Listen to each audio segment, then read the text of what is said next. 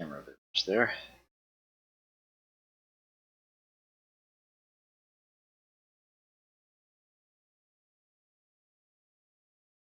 Oh, evening.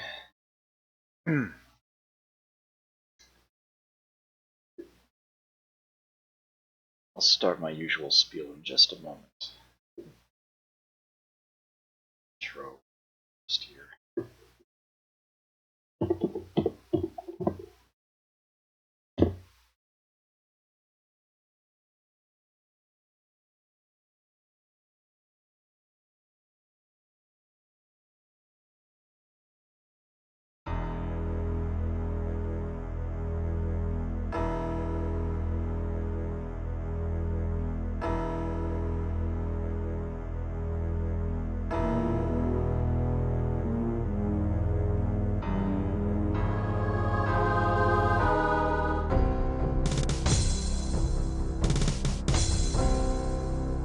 Old man, you seek the spell of mastery. You have come too late. My work has already met with success. If that is the truth, then your work must stop.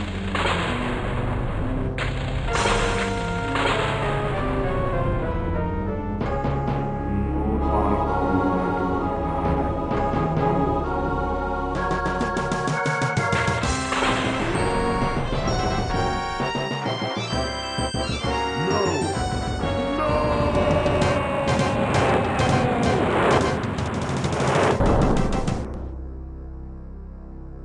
Good evening, my name is Adam R. Wood.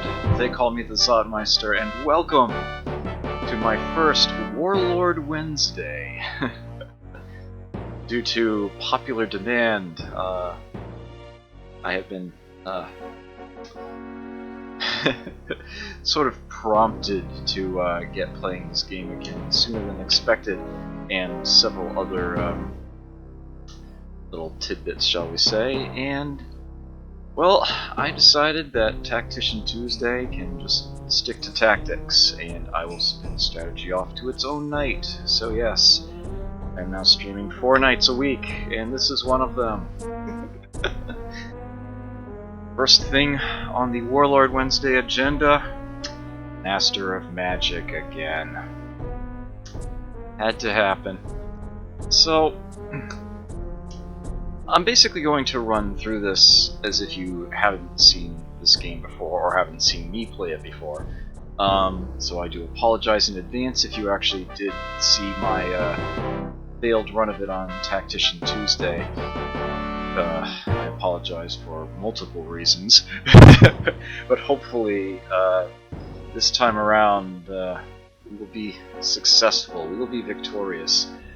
So this game came out in 1995, same year that Magic the Gathering did, and I never did actually officially determine which came first. And given that the colors of Magic are pretty much identical between the two, yeah, somebody ripped off somebody else. Not sure which. I should try to put the nail in that coffin. But, at any rate, hey, Brian Wilson. Anyhow, new game.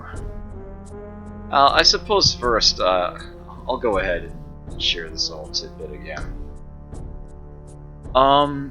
So, yeah, I recently lost 2 hard drives. A lot of my, well, pretty much anything that I had acquired over the last 3 years or so, I ended up losing my digital copy of. During that period of lost history, I was probably the only person in the history of the Twitter service to actually live tweet a game of Master of Magic. There are probably close to 1,000 screenshots of that game in my account. You browse through my Twitter history, and the last one is of this Hall of Fame with one additional entry at the top. A score of 102%. yeah, that's gone now. And I miss it, and I want it back. But as if that weren't enough of an impetus, several other people on Twitch here have started playing this game, including Captain Clever, my Prince of Persia mentor, for lack of a better term. So yeah, time to show them how it's done. Hopefully I'll actually succeed this time. Alright, so you can see here the settings that I used last time, and I will be using them again. Difficulty impossible, because I won't be playing this game any other way. It's too easy on hard. Full rack of opponents, small land size because I don't want this to take forever and I want to stand a chance. Increasing the land size is probably a greater factor in the challenge of the game than the difficulty setting, especially on the lower levels anyway. It's almost like a multiplier. It's insane. And I'm going to leave magic on powerful. This is something that is actually a significant handicap for me early on. It helps the opponents a lot more than it does me. It's a lot easier for the AI to get nodes than it is for me. But it does mean that the end game will go by a lot faster, a lot more smoothly. And that when I do manage to take out other players, there are bigger jackpots involved. Sort of 6 of one, half dozen of another, but I feel more confident that I'm powerful. I probably shouldn't, but I do, so I will. The game has 14 built-in wizards, all sorts of different abilities, and spell proficiencies. Tony Bones You, thank you for the host. And Sayarcher, I wasn't here when you did that, but thank you for the host as well. Greatly appreciate that. Always nice to have that done for me. Much appreciated. Yes, 14 wizards, and I of course will be taking the 15th option and rolling my own. Well, I say roll, but you actually pick and choose everything. Yes, Captain Clever is playing on hard as Lopan, doing quite well. But yes, it has reached the point where I have my own strategy that I use every time. I take Tauron's picture because I think it's the coolest, and it also means that Tauron himself will not appear as an opponent, and that's one less Chaos Mage to potentially deal with. The only other one they might saddle me with is Shari, who was the cause of my failure last time. But we'll see what happens. My name is Zotmeister, thank you very much. Okay. So, the 5 colors of magic. If you're not familiar with Magic the Gathering, if you are, then the only thing you would really need to know here is that white and black magics are mutually exclusive. You can only have one or the other at any given time. You can, of course, also have neither. It also determines your alignment. If you have any white at all, you're good. If you have any black at all, you're evil.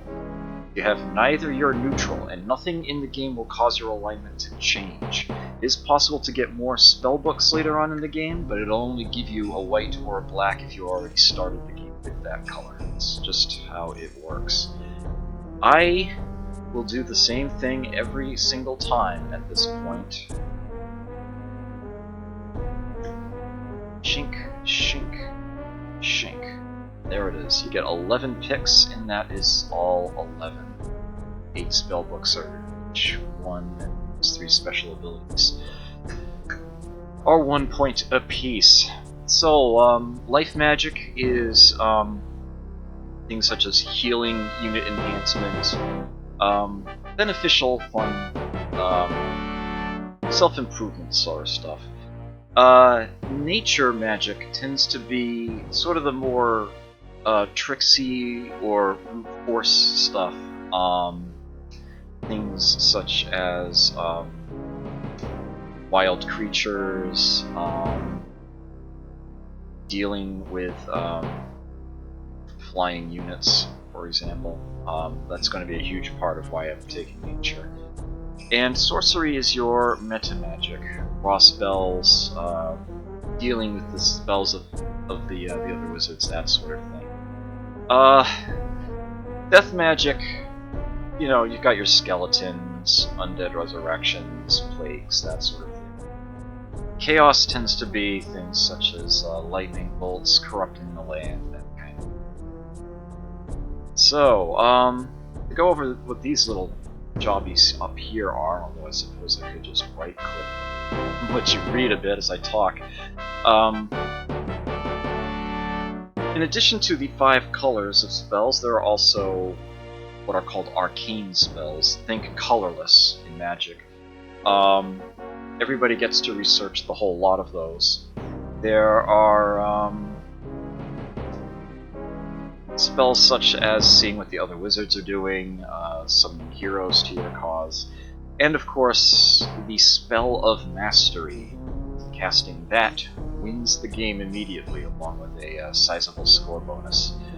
And the Rune Master option gives you faster to learn and cheaper to cast arcane spells. Magics, indeed. It also allows for yes, I can't seem to get through the door anymore. They changed the wiggles. Uh-oh, what is that emote? Pretty cool. I don't know that one. Also, any Dispel Magic style spells, and there is a few among the arcanes, are twice as powerful in my hands. Which is very, very useful. Because this is definitely a game where units have various immunities. If you don't have the proper means of dealing with them, you're just completely up a certain creek without a paddle. We then have the Archmage ability here. Now, skill is one of 3 things that you can apply your mana power base to each turn, and it essentially increases your magic throughput. How much you can invest in a particular spell in a particular turn, how many spells, how powerful they can be cast in a single combat. Taking the Archmage ability gives you a nice head start in skill, and makes increasing it later on that much faster, and that is an extremely important thing. Especially when you're trying to beat the game on impossible, and you have opponents with massive power supplies, just huge amounts of mana at their disposal. Being able to make the most of what you have and be able to outcast them is essential. It also happens to make it twice as difficult for any spell I cast to be dispelled. So yeah, I'm basically trying to be the only magic user out there. It's like, your spells can go away and mine are going to stick. That's sort of the approach that I take. Lastly, we have what is probably the most important thing that I am selecting on this screen, and that is Artificer.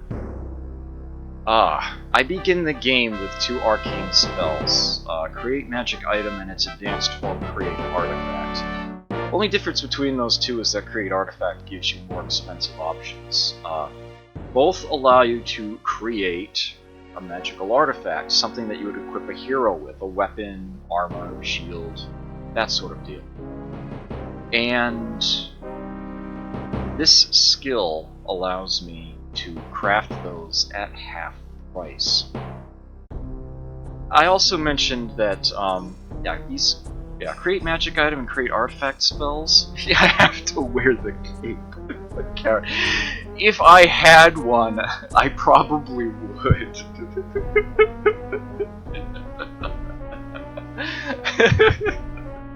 Oh. If you would like me to have such a robe, I do have a donation link beneath the video. Create magic item and create artifact are arcane spells, and the Rune Master discount combines with this one quite nicely. They actually stack additively. They probably shouldn't, but they do. So I can make magical items at a 75% discount with this little combination. And since you can sell an artifact, you can break it on an anvil to get crystals. You can get artifacts other ways, from layers, you might find them. Merchants might come by and sell them.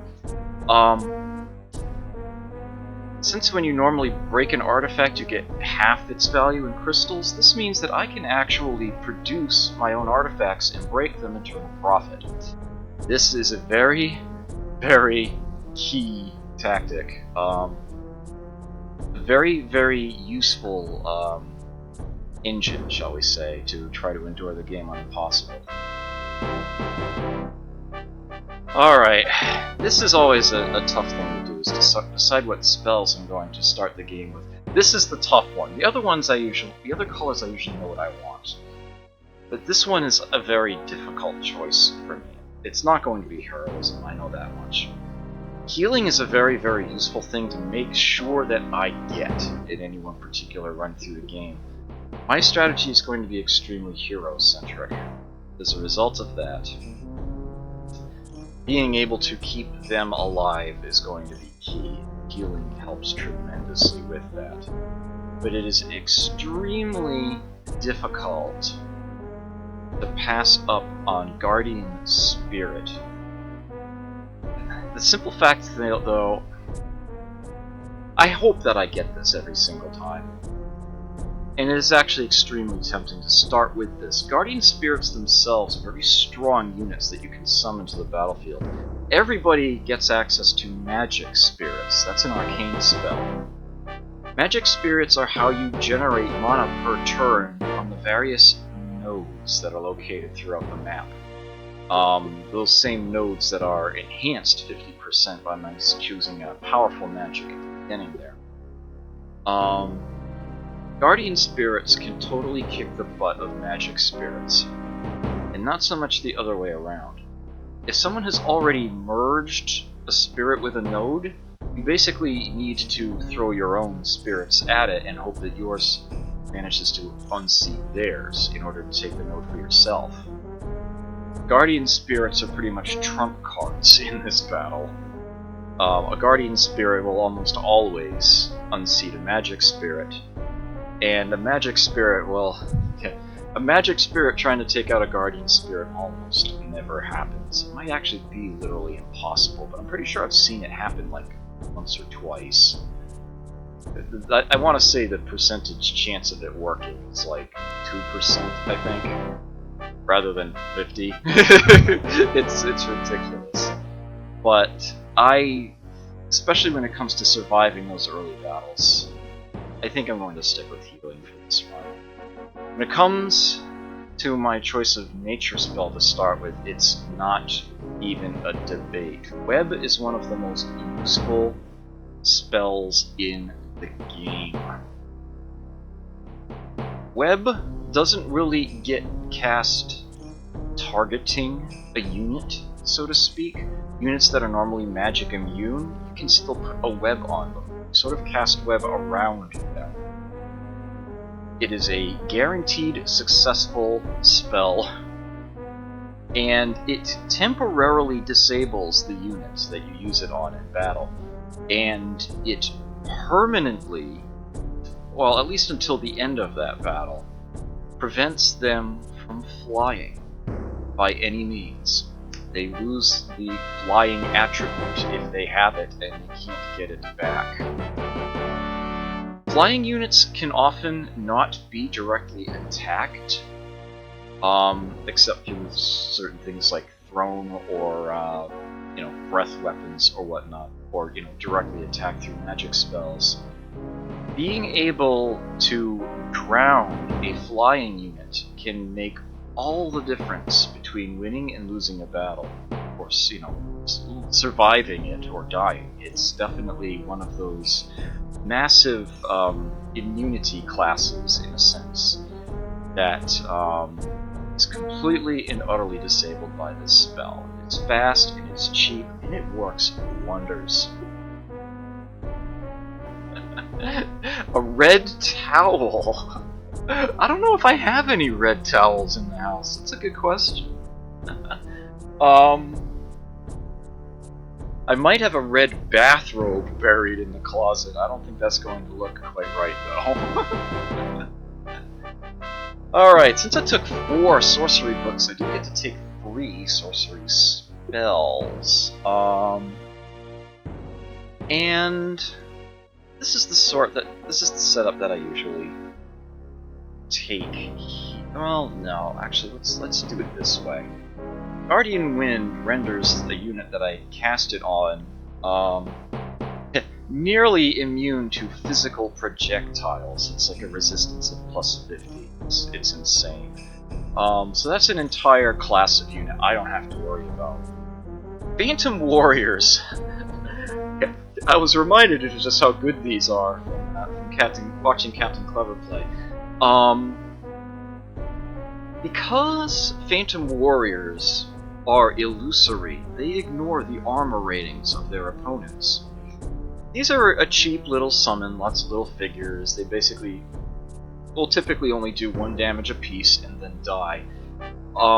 And if they're up against physical projectiles, arrows, slings, yeah, they just completely fall to pieces. But let a unit get close enough that you can cast Phantom Warriors right next to them and attack. It is almost guaranteed damage because of that illusory attack, and that can really make or break you. You could be in a battle where you are severely outnumbered, and just proper timing and positioning of Phantom Warriors can very easily turn it around. A lot of the early game battles you can win simply by spamming that spell, just cast it as often as your skill allows. And then, yeah, as a as a rune master, this is a pretty much essential thing for me to be packing. If a unit has some sort of an enchantment on it that makes it Energizer Kitty. Good to see you. Glad you could stop on by. If you have a unit with an enchantment on it that makes it just far too difficult for you to deal with, if not literally impossible for you to deal with, this is how you get rid of that. It's basically a seesaw kind of deal. There's the cost of the spell you're trying to disenchant and the amount of mana that you're investing in dispel, and their ratio is your percentage chance of succeeding. Or at least that's normally how a dispel spell works. This one is triple strength. Every point of mana I put in it counts as 3. Or at least it would if I weren't a Rune Master, which doubles that. Yeah, every point of mana I spend counts as 6, so when I want a spell gone, it better bloody well be gone. Oh, cooking. Yeah, I haven't eaten yet today. I'm probably going to be taking a longer break halfway through, probably 15 minutes or so, in order to actually heat up some hot dogs. It's probably going to be hot dogs and popcorn. Okay, here's the last decision to make, and it's actually one of the tougher ones. To a certain extent, it actually doesn't matter all that much which race I pick. It probably matters more what races my opponents pick. This is really only going to affect my starting city, maybe 1 or 2 others. For the most part, I'm going to be allowing the AI to expand and then just taking what they have. Typically, I will go for the High Elves. Because A, I don't care that they can't build powerful boats. I never build boats in this game. So that's really not a massive loss to me. Their slow growth rate, since I'm usually only having 1 city anyway, it's not that bad. Their real advantage comes from the fact that they naturally generate magic in their population. Every unit I have, that's half a point of power I get each turn. That tends to be a very, very nice early boost. And they have good archers and eventually wizards as well, so it's a pretty good choice for me. But I have to say, it's extremely tempting to go with the Clackons. Now, a lot of people think that the Clackons are the worst race in the game. But I really don't feel that. I don't feel that at all. They're perhaps a bit specialized, but it's very, very useful. They do have decidedly more useful buildings in their band list. And when it comes to building out a city, it's sort of a series of prerequisites. Certain buildings require certain other buildings. So Clackons not being able to build temples also means they can't build cathedrals and other larger buildings. And that is a bit of a nuisance. But what they can build extremely quickly. Their workers are 50% more productive than anyone else. And when you take a Clackon city, you build an armorer's guild and stables in, you gain access to one of the most powerful for the cost units in the game, the Stag Beetle. Stag Beetles can steamroll things in the early game. So that would actually be a huge, huge early help. Stag Beetles are actually still useful, at least in numbers, even in the later moments of the game. So, although it would be decidedly less magic to start with, it's actually extremely tempting. Extremely. Go with Clackons. The one real problem with Clackon Warrior, taking Clackon as your base, Clackons don't really like the other races so much. There's a certain sort of intrinsic animosity there. Yeah, Unrest is Unrest is easier if you have lots of Clackon cities. You're not really penalized much for that. But I'm pretty sure that there's a flip side to what it's saying there, that other races are more likely to have rebels. And that can be a problem.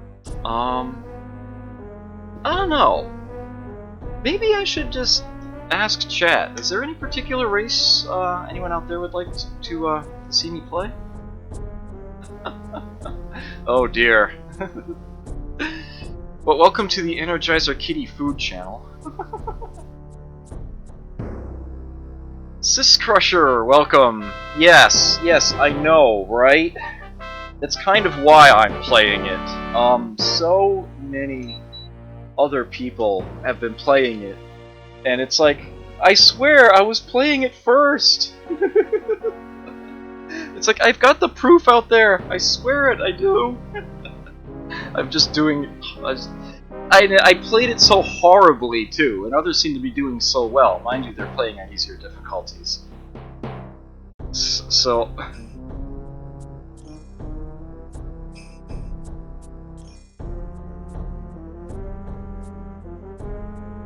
Already, Energizer Kitty, seriously? I haven't even begun the actual game yet, and we're already going there? What am I going to do with you people? Oh dear. Well...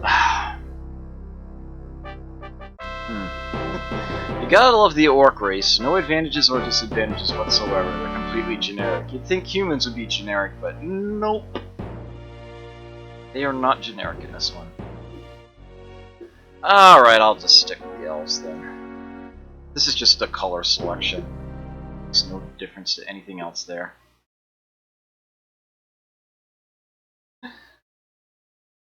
Oh, this is a super Meat Boy emote. I don't think I realized that. Blood Trail? Oh dear, I'll have to keep that in mind. I don't typically bother renaming my cities. Okay, so we have here the map. Couple starting units. Yeah, if you've ever played a Sid Meier's Civilization game, you'll see a lot of parallels here. But yeah, the big difference, as it were, apart from the whole fantasy setting, different races and whatnot, is that as a wizard, the player themselves has a lot of direct influence on certain things that can happen. They can throw spells from their tower to anywhere in the world and make things interesting. Also, perhaps most importantly, the battles themselves are tactical in nature. You actually move units around on the field. They have stats on individual figures. It's essentially like kind of like one of those tabletop games, like pretty much anything from Games Workshop that nobody ever seems to have fun playing. But this actually is a genuinely fun game. They did a very good job with this. As elves, my units are a bit more agile in forests as other than most units would be, and swordsmen in particular, for whatever reason, are particularly well defended against arrows. I'm not sure why that's the case, but yeah. So just so that you know what you're looking at when one of these comes up, this is how far they can move a turn and how they move. It's by foot. This is how much I have to provide them each turn to keep them from disbanding. That's 1 gold and 1 food. And each of these icons here, well, this is essentially hit points, and that's per figure in the C6 here. Every hit point damage this thing takes, that's 1 less figure that you're going to see standing there.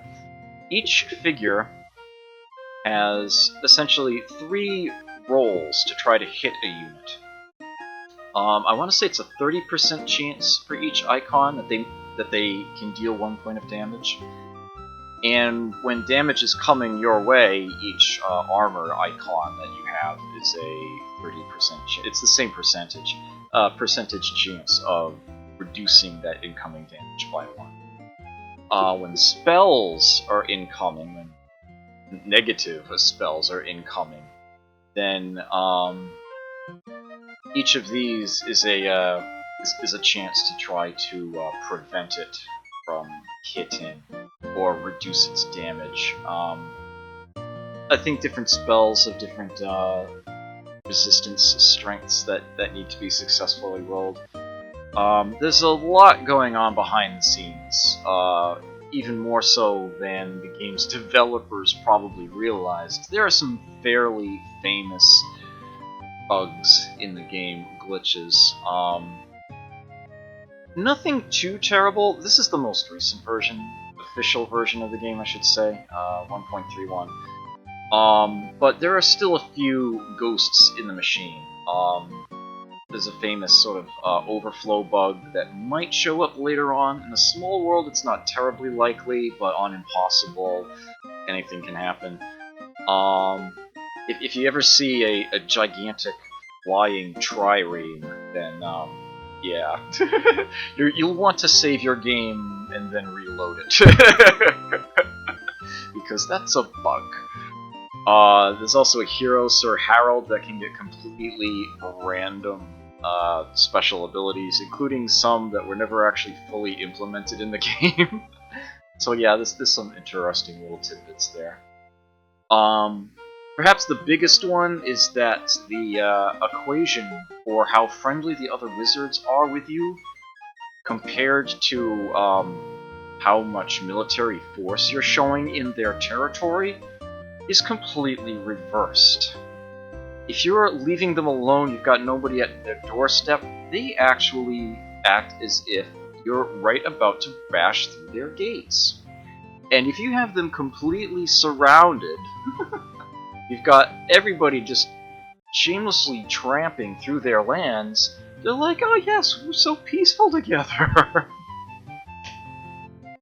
They never found that, they never fixed that. It explains a lot about the nature of this game, actually. They also start me with a weaker spearman unit. And what I will typically do with these guys is have them explore to start with. This is actually not a bad little starting city here. I can use this little surveyor option to get you some stats on the city. Each tile, you don't work individual tiles like you do in Civ games. Instead, it simply looks at the city radius and sees what resources are there.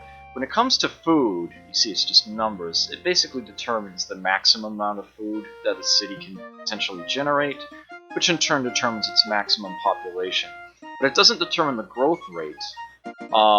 That's actually based on a birth rate and a death rate that sort of combine together. Different factors come in. You can set a city to housing, translate its production to a faster growth rate, and yeah, it basically follows an equation like that. Any surplus food in this game is simply sold to get money for it. If you've played the Master of Orion games, pretty much the same thing happens there. Anything else that you'd see is actually a percentage boost to what the city would otherwise be getting. You can see I'm getting production boosts from the forests and deserts. And the water is actually giving me gold boosts. But a city can only possibly get one gold boost, whatever its best one available is. Barring a special resource that might be within the city radius.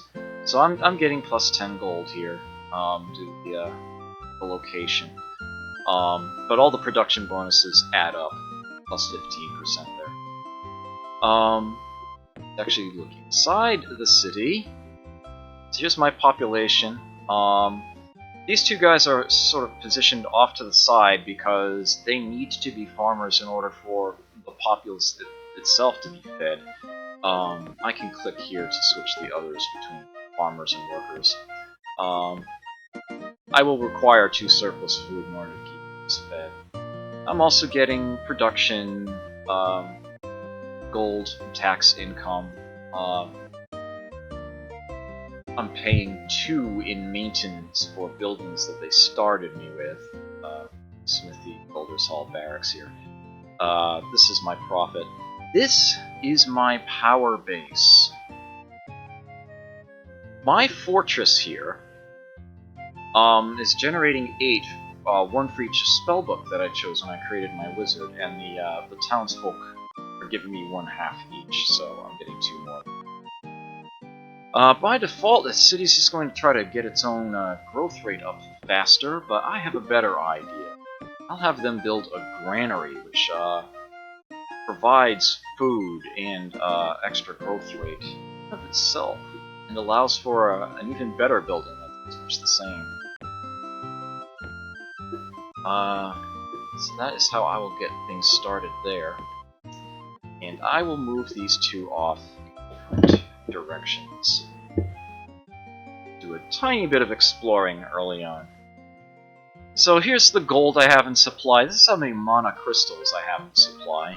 That's what you cast spells with in this game. And these are my net gold, food, and mana gains or losses per turn. I'm breaking even on food. I'm gaining 1 gold a turn. And I'm storing 3 mana a turn, although I will probably be changing that. As a matter of fact, I'll do that right now. Here in the magic button, these darkened in crystals represent the other wizards in the game. I haven't contacted any of them yet, so they're just grayed out. Once I do meet one, it'll be filled in with color. I'll see their portrait. If they have been banished, then the gem will turn gray again and it will appear cracked. A banished wizard might be permanently defeated. They're just gone, out of the game, eliminated. Or they might just be sort of temporarily bounced, as I like to say. They might be in the process of returning. The box that you see down below will show my, what's the term I'm looking for? My current reputation with them. whether we're copacetic or not. Other icons might show up on the side to show special circumstances. And if I have the Detect Magic spell active, it'll actually show me what spell they're currently working on at the time that they're trying to cast. That 10 power base that I have is being divided up relatively equally among these 3 bars. Gettysburg, welcome. Yes, so I had to. Just couldn't be put off anymore. I can. Yeah, I'm going to want to get some spell research going early on. I don't need to do any. I don't need to store up any mana just yet. Actually, no, that's not true at all, is it? You know what? I'll start by. Yeah, let's start with these relatively equal. I'm fine with this. I'm probably putting that 4th point into research. I'm going to need a starting base. That's the thing. I don't want to. This is one of the more difficult things in the game. I think. That first spell is always going to take. Yeah, you know what? I actually want to start this way. Let's do it this way. I'll just store all the mana that I earn each turn. That's how we'll get things started. This is. Yes, this is DOSBox.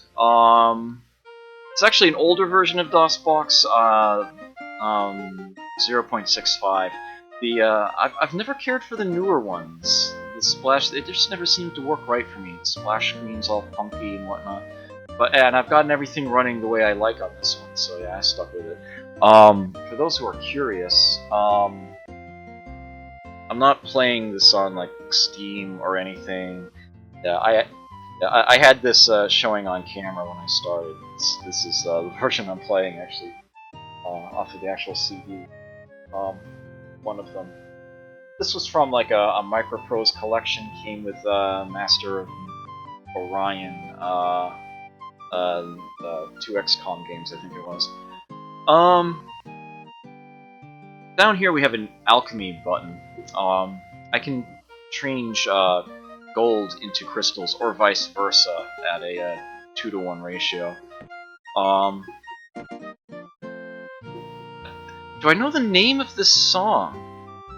I don't know if Master of Magic has a named soundtrack. It's a good question. I honestly don't know. Okay, the game button is where I do your typical, you know, saving, loading a game. Various options can be dealt with here. Everything's on pretty standard stuff.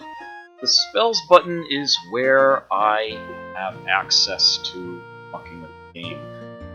This is everything that I can cast outside of battle right now. You can see enchant item and create artifact. You always start with magic spirit every single time. And here's that guardian wind spell that I started at the beginning. The number of icons that you see here represents how many turns it would take to cast that spell. Given your current skill and mana supply, it takes both into account. Here, the bottleneck is actually my mana supply. I have none right now. I'm getting 10 per turn, so that would take 5 turns. My skill is, I want to say 26 to start. Yes, it is. That normally starts at 2 points for each spellbook you take, and then the Archmage skill that I took added 10, so I start with 26. Oh, really? Huh. That's curious. I wonder if it's a traditional song then, maybe. Traditional composition. I don't know. Well, I am going to be starting the game by creating an artifact, and indeed, with the way that I have my wizard set up, I should always be casting something. If I am not, then I am making a mistake. I am leaving free mana on the floor. And yeah, it's like, if I've got nothing else better to do, then I should be working on an artifact, because I can always just break it and get more mana than I invested into it. Yeah. Artificing. For fun and profit. I'm getting exactly 10 a turn, so I will start on something that's a multiple of 10 as a cost, and a +2 sword will suffice for that. So I will get that going. The armies button, I can see my different stacks of units. Tactical battlefields, so yes, units do attack in stacks. If I had any heroes, they would be showing in these spots off to the side here. You can recruit up to 6 at once. My total upkeep costs are showing over here, a small version of the map. And this is where I can access the item screen, which you'll probably be seeing a sizable amount since I'm an artificer. The heroes and their inventories will be showing in these boxes. I can also store 4 additional items, and I can just break them on the anvil and get some gold. And there's an alchemy button there as well. Cities button, it's the listing of the cities that I've got there. And the info button gives me a, yeah, they're all mapped to function keys as well. Surveyor I actually showed you earlier on, that was the first one. Cartographer brings up the map here. It's my starting city. I'll get that filled in as I go. My apprentice shows me my spell book. This is every spell. Oh, actually, it defaults to the last page, which is spells that you can search, spells that you can learn. All the rest of this here are the spells that I already know, and the spells that I can potentially research. Now, this sort of odd glyphs here, these are spells that I can potentially research, but haven't learned yet. I'll just have to get to them eventually. And all the text that you see in here, it's actually like a cryptogram. It's a simple cipher. Each of these different glyphs is a different letter of the alphabet, and if you actually learn the code, then you can know at the beginning of the game what spells will eventually be available to you later on. For example, I happen to know that this one is Bless right here. Someone who's really trying to optimize their game can actually come in here and reset the game if they don't like what they see. The only way to guarantee that a particular spell is going to be able to be researched is if you spend all 11 picks that you start the game with, all in the one color of that spell. That's the only way that you can guarantee that your spellbook will have available to you every single spell of that color. It's the only way to do it. Only way to guarantee it. Otherwise, it's sort of like a percentage chance. The spells have different rarities, and the more spellbooks you have, the more likely you are to have access to a spell of a particular rarity in that color. Hopefully, the spell lock spell is available for me somewhere in this book. It would be under unit enchantments. The arcane spells are always available to you. This one right here, this is the Spell of Mastery. This is how you, when you successfully cast that, it's over. Big chunk of points. Guaranteed to win. Let's see. Do I see Spell Lock here? Yes, I do. Oh, thanks, Sanity. Okay, it's right there. Yeah, I get it. With the 4 spellbooks that I choose, I get it, I want to say slightly more than half the time. It makes a big difference whether I get it or not. I wouldn't have restarted the game if I didn't, but I'm very happy to see it there. These spells were listed somewhere else earlier in the book, encrypted. These are the spells that I can potentially research right now, sorted by their research costs. And this early on game, I'm thinking that Stone Skin might actually be the most useful one. Almost doesn't matter too much. It's kind of this early on, it doesn't matter too much at all. Bless would be very helpful if I end up against Shuri or Kali or Urjak. and completely useless otherwise. Resist magic is a very nice, generic, useful boost, but stone skin is probably going to be a little more useful if I get myself in an early battle. I don't care about its research cost right now. I'll just go ahead and... actually, I don't think it counts that. I don't think you can select it from that screen. Where else was I? Ah, yes, the Historianist's infographics. Nothing there yet. I'll try to remember to show that at the end of each session. Yes, 1995, the same year that Magic the Gathering debuted. Yeah, Astrologer shows various strengths of you and the other wizards, once you've contacted them. The Chancellor just brings back up, messages that you'll see at the beginning of a level if there were any. Beginning of a turn. Beginning of a level? Where did I get that from? The Tax Collector is where I can actually do something useful right now. I can change my tax rate. Get more gold per populace at the cost of greater unrest. And if I recall correctly, I can send that to... No, 2 is too much. 1.5? No, that's actually not going to help at all. I guess that actually is optimal to start with. Alright then. Yeah, this is probably the #1 thing you'll see me going into the info panels for.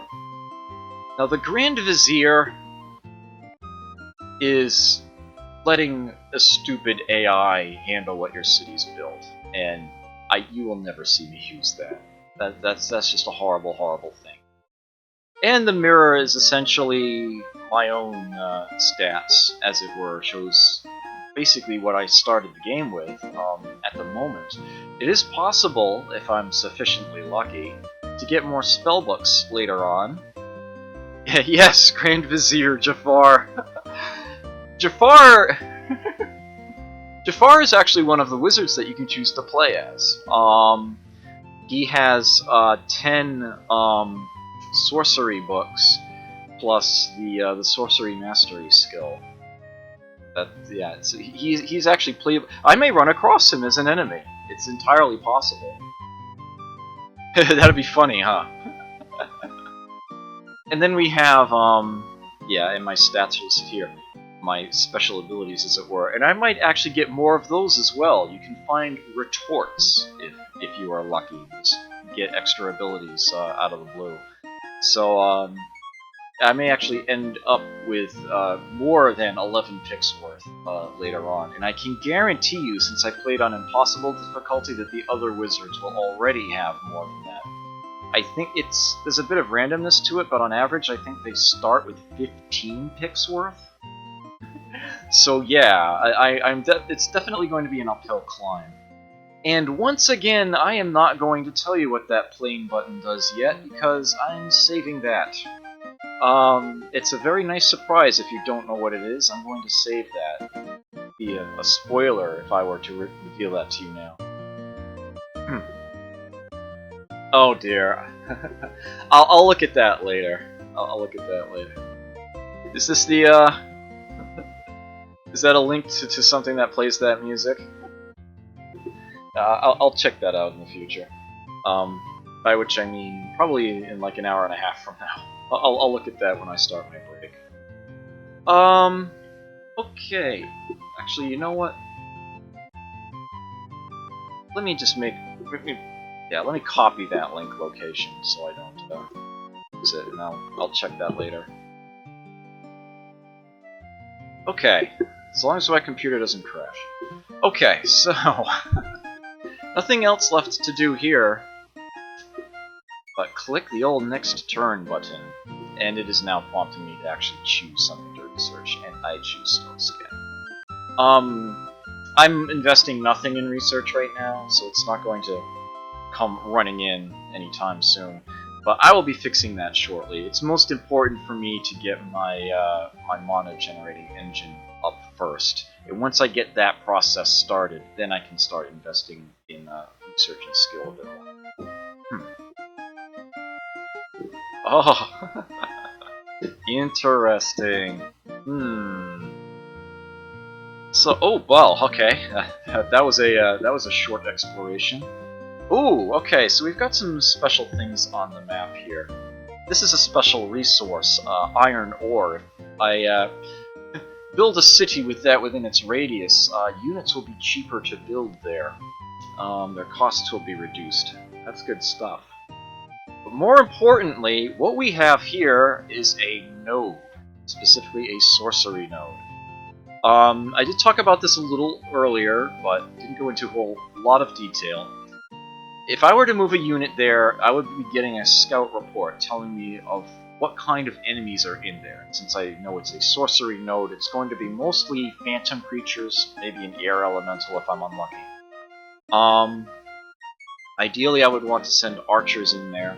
Might take multiple battles, the units that I kill will stay dead. I think it slowly generates them over time. If I get rid of all the enemies inside of there, I'll get a nice little boost. And then most importantly, I can send a magic spirit to that tile and have it meld with that. And then you'll see lots of little twinkles appear on the map around it, filling up some of the tiles. For each of those twinkles, that's 1.5 power I get per turn, for as long as I hold that. These nodes only come in 3 types. There's Chaos nodes, which look like volcanoes to start. Sorcery nodes are always on grasslands, but they look like little pools of water. And nature nodes will appear on forests. There'll be green twinkles on them when it's a nature node. There are no life or death nodes. Instead, temples, the buildings that you can produce in cities will actually generate power, and white and black players have spells and abilities that allow those to be enhanced. But anybody can use a node of any color. You don't have to be a Chaos Magician to use a Chaos node. You just have to deal with whatever's in there, get your Magic Spirit there. But it can help if you get those of your own color. Get special abilities to enhance them, that sort of thing. There are also random events called conjunctions that can make one color of node extra powerful and weaken the others. Good fun stuff there. This is from the interesting period where yeah, it wasn't until 1995, games developed around that time and later, that most companies went to programming Windows versions of games. Windows 95 was such a large jump, OS operation, as it were. Ah, Cap Howdy! Thank you for the host, welcome. Glad you could stop on by. So, it's definitely... Nodes can be a very nasty thing to try to handle early on, but as elves against a sorcery node, if I crank out the arrows, I might be able to actually make it happen. It depends on what's inside. I'll definitely send in my unit to scout it, see what lies in wait for me there. For now, yep, still clicking through. So what is in there? Alright. The scouts see a phantom beast, so there is going to be at least one phantom beast in there, possibly more. That is probably the nastiest unit that I will be up against. Again, arrows will still deal with it, but if it gets up close and personal with my units, then it's just going to eat through. I do not wish to enter, but at least I know what to send that way. Okay. This may actually end up being a very small island, or it might just be the corner of a continent, I don't know. Isolation, for me, early on, is usually a good thing. But we will see what happens. I can keep exploring. What is this way? Ooh, another special resource, too, right next to each other. Oh, coal. I don't think they stack. But I may actually want to invest in a second city out here, and it could actually be extremely useful. It would certainly be a faster, easier way of cranking out archers to deal with that node. One thing I should point out is that This game does have the equivalent of barbarians from Civ games. You will see neutral units roaming around, rampaging. The thing is, they never just randomly spawn in the dark like they can in Civ. They always come from somewhere in this game. If you see neutral units, they came from something. There's either an unclaimed node that spawned them, or a neutral city that they wandered from. They came from somewhere. They did not just randomly appear out of anywhere. It is actually possible to tame the land in this game. I don't think those resources stack. If they did, that would be so broken. Look at that. That is amazing. Let's see if things diverge off in that direction for now. Ah, yes. Little spell completed window. So I have an item enchanted now. My cute little +2 sword, which I will promptly break and get 100 mana crystals from. You may recall I spent 50 on it. Yes, that is how it works. So I now have a small amount of mana crystals that I can use, get things started with. And now, the thing to keep in mind is that now that I actually have that mana supply, the bottleneck is not how much mana I'm generating each turn. My bottleneck is my skill. That's how much mana I can invest per turn. My skill is 26. So if I were to invest that 100 mana on a, there we go, a +3 Sword of Defense, on an artifact that costs 100 mana, it will not take me 10 turns to finish like it did last time. As a matter of fact, I can set my mana to 0. And that's what I will do. This will take me 4 turns to complete, because my skill is 26. And 26 times 4 is actually 104. So, yeah. So at this point, when I invest my mana in my skill, as you can see, there's actually sort of an increasing curve as it goes. The amount of mana I can earn is actually, per turn, is actually based on my skill. As my skill goes up, so does my profit. So I will go ahead and do that. I should not need to spend my mana on anything else at this time.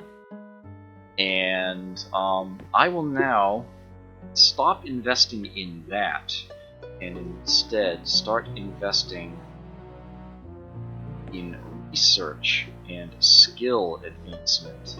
And you know what? At this point, I'm still not so interested in research. I will be doing that eventually. I'll also be getting some research points from buildings. For now, I want to get my skill up as much as possible. I want it to be at least 34, so that I can create a 100 cost artifact every 3 turns instead of every 4. It's a nice good plateau, and at that point I'll probably start investing a bit more in research. Still early on. Ah, there is a nature node and yet another chunk of iron ore. What the hell? Holy crap. Wow. It's just this massive field. Alright, so what is in this nature node? Stone Giant. Okay, that's gonna be kind of nasty. That I'm probably not taking anytime soon. So what we have here is one of the game's many forms of lair. This one is a keep. These sorts of things can be completely empty. They could have the nastiest enemies in the game in them. You don't know until you look. They're a goodie hut, essentially, to put it in Civ terms.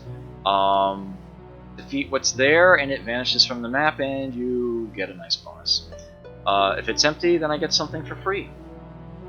No way of knowing until I go in. As, it is also possible for them to generate enemies and send out, rampaging units, just like the nodes can. So it seems that I am actually, in a sense, walled off to start with by these areas, and it looks like I do have this peninsula to myself. So, assuming I can keep it well defended, I should actually be able to get a very, very nice city founded somewhere in this area.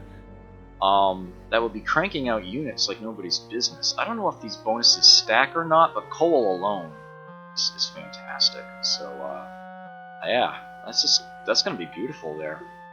It's absolutely beautiful. Ah, yep, there's my next one, that much faster. Break that, get my 200. Immediately go on to a...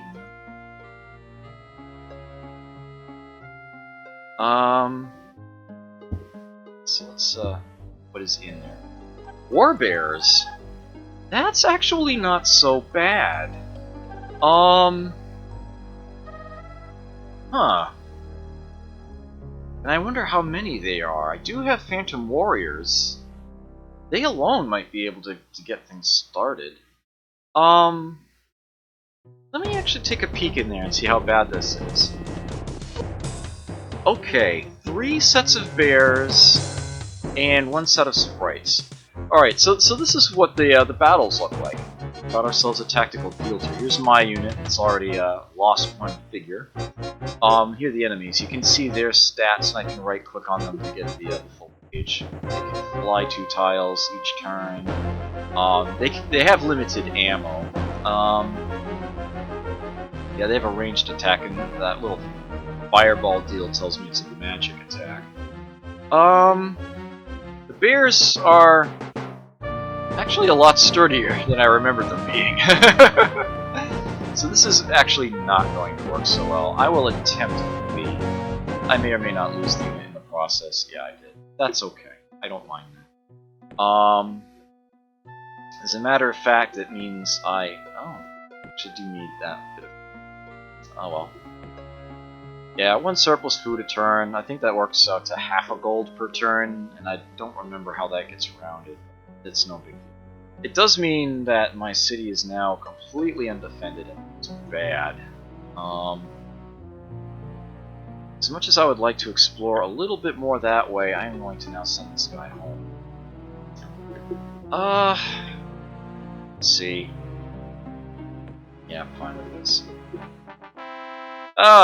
Here you get to see the first image of my familiar. I have more sorcery books than any other color, so my familiar is a beetle, a scarab. It just happens to show up there to give me certain bits of info, such as a building being finished in one of my cities.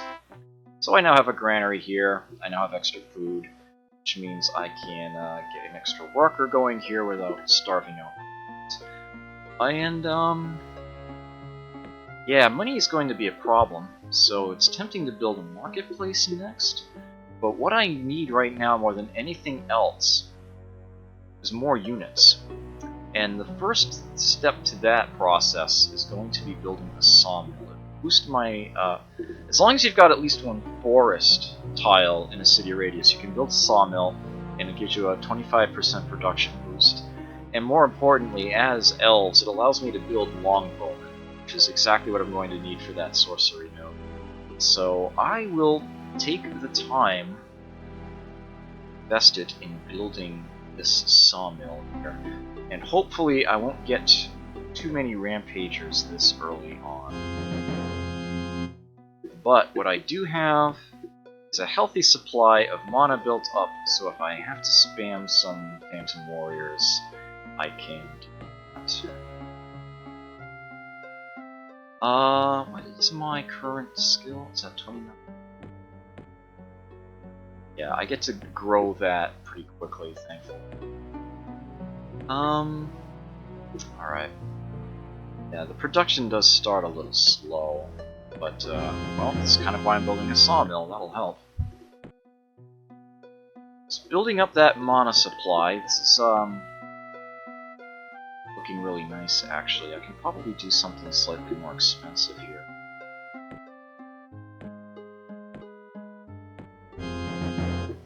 Yeah. Sometimes the early game just does involve clicking through turns, unfortunately. Especially the way that I play. if I were playing as Clackons, and I suppose if this campaign ends up failing really quickly for whatever reason, I probably will choose Clackons the next time. Yeah, you'll see the power of the Stag Beetle rolling along. Yeah, I like that this game actually tells you when cities grow in population, and I am in fact, I've got a rebel present. That will be solved as soon as I build another unit. I don't think I actually want to change anything right now. Can switch that guy over now, though. Dead even works for me. Okay. Hopefully, with my life books, I'll be able to get some spells that help cities grow later on, too. Would be nice. So what is my skill up to? It's still taking turns, so it's not enough.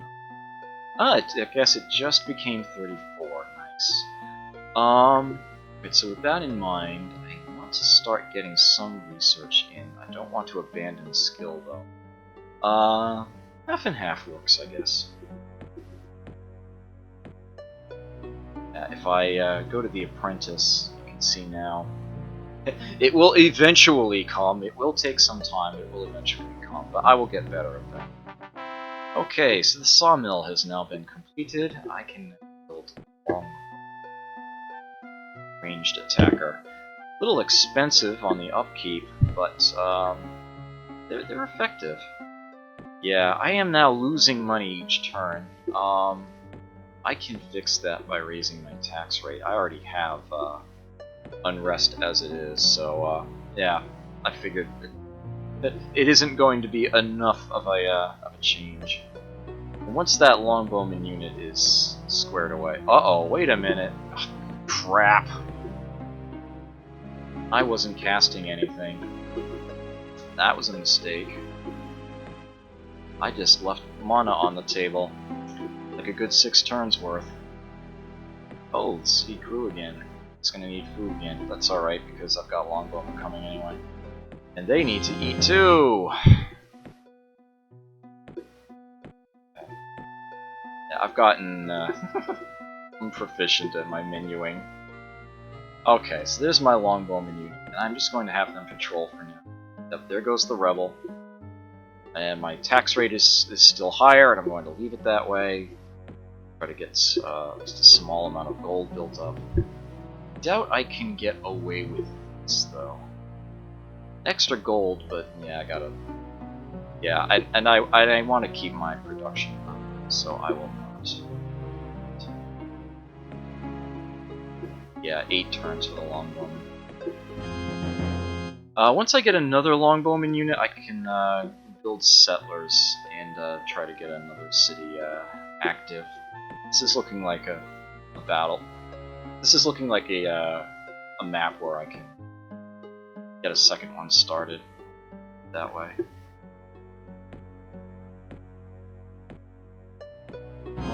Alright.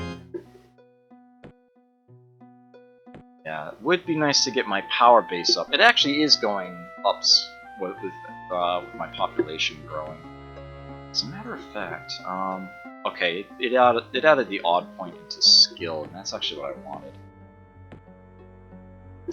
Okay, so that should be good to keep my city in place. I'm losing 1 gold a turn, but for the moment I'm fine with this. Instead, let's now get a settlers unit. Yep, these are what get new cities built. In this game, you don't immediately get a new city. You instead create an outpost, cashing in a settler unit. And it takes a few turns for it to grow up to where it has its first 1,000 population, its first actual unit that shows up. And from that point, it's a city that can actually start building things.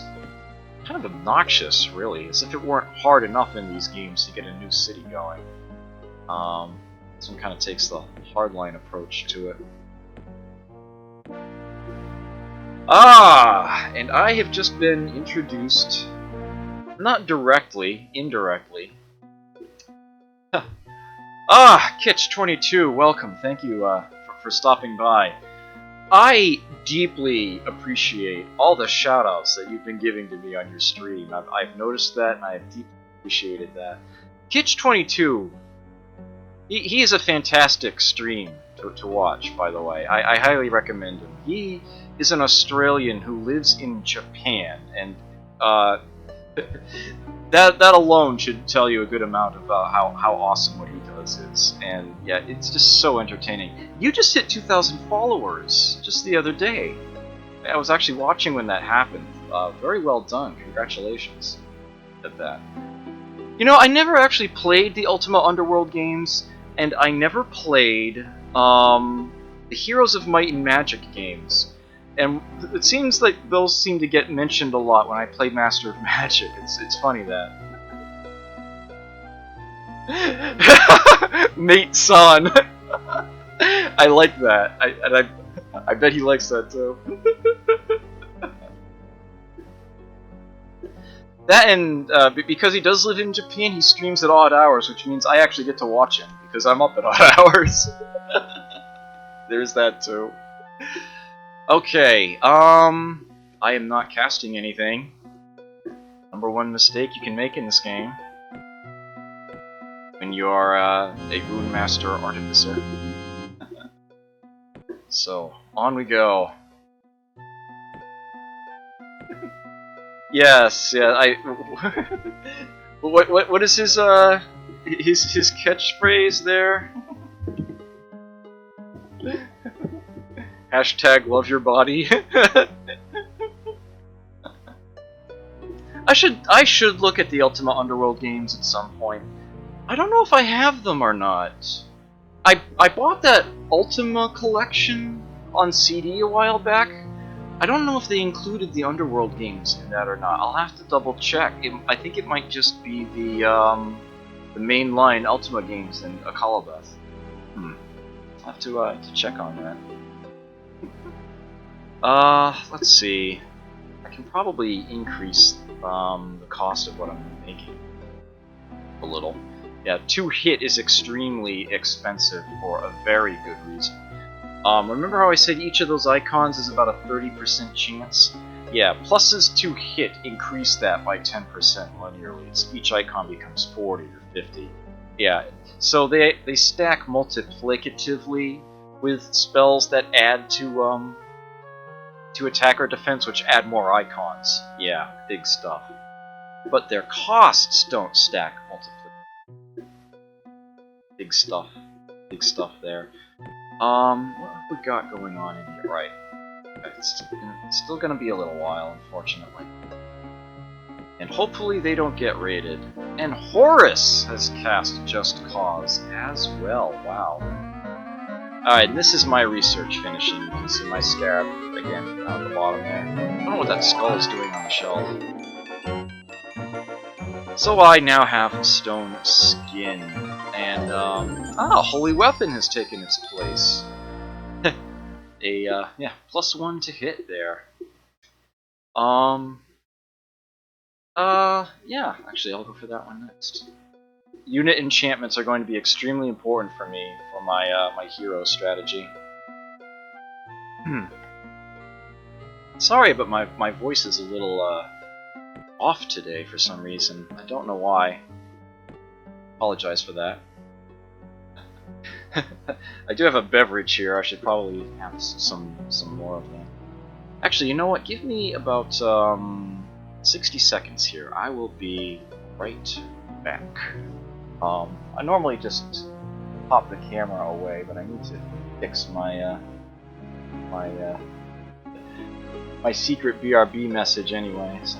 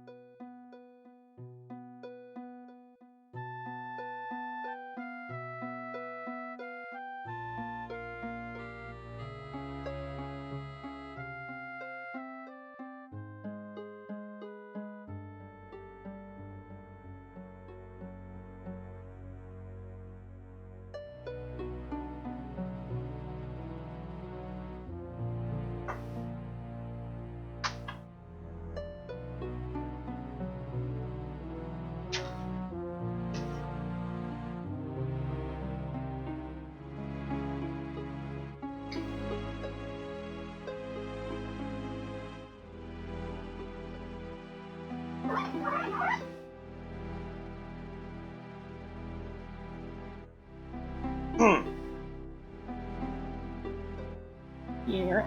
Okay. I usually make a sound effect as I turn the camera. I apologize for not doing that. Yeah, I mean, I've thought of just putting down some default image to appear where the camera screen usually shows up. When I can just click the button, make the camera image go away, and have like something come up there. But people keep commenting on how awesome my little message there is, so I've just stuck with it. Nice to have something original in that crowded Twitchverse. We here at the Zotmeister understand that you have a choice of viewing options. We greatly appreciate that you have decided to spend your time here. It's a lot to me. Let's see. Alright, that's going to be a couple more turns. This is going to be a couple more turns. Excellent. Will do. Will do. Okay, this is a very healthy mana supply that I've got right now. Let's get a couple of units to travel with the settlers. Now, where precisely am I putting this city?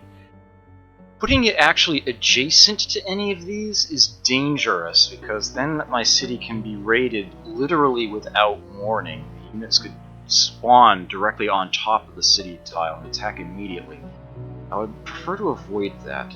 I would also prefer to avoid actually having the city radii overlap, because then the resources at the edge are being cut in half, split between the two cities.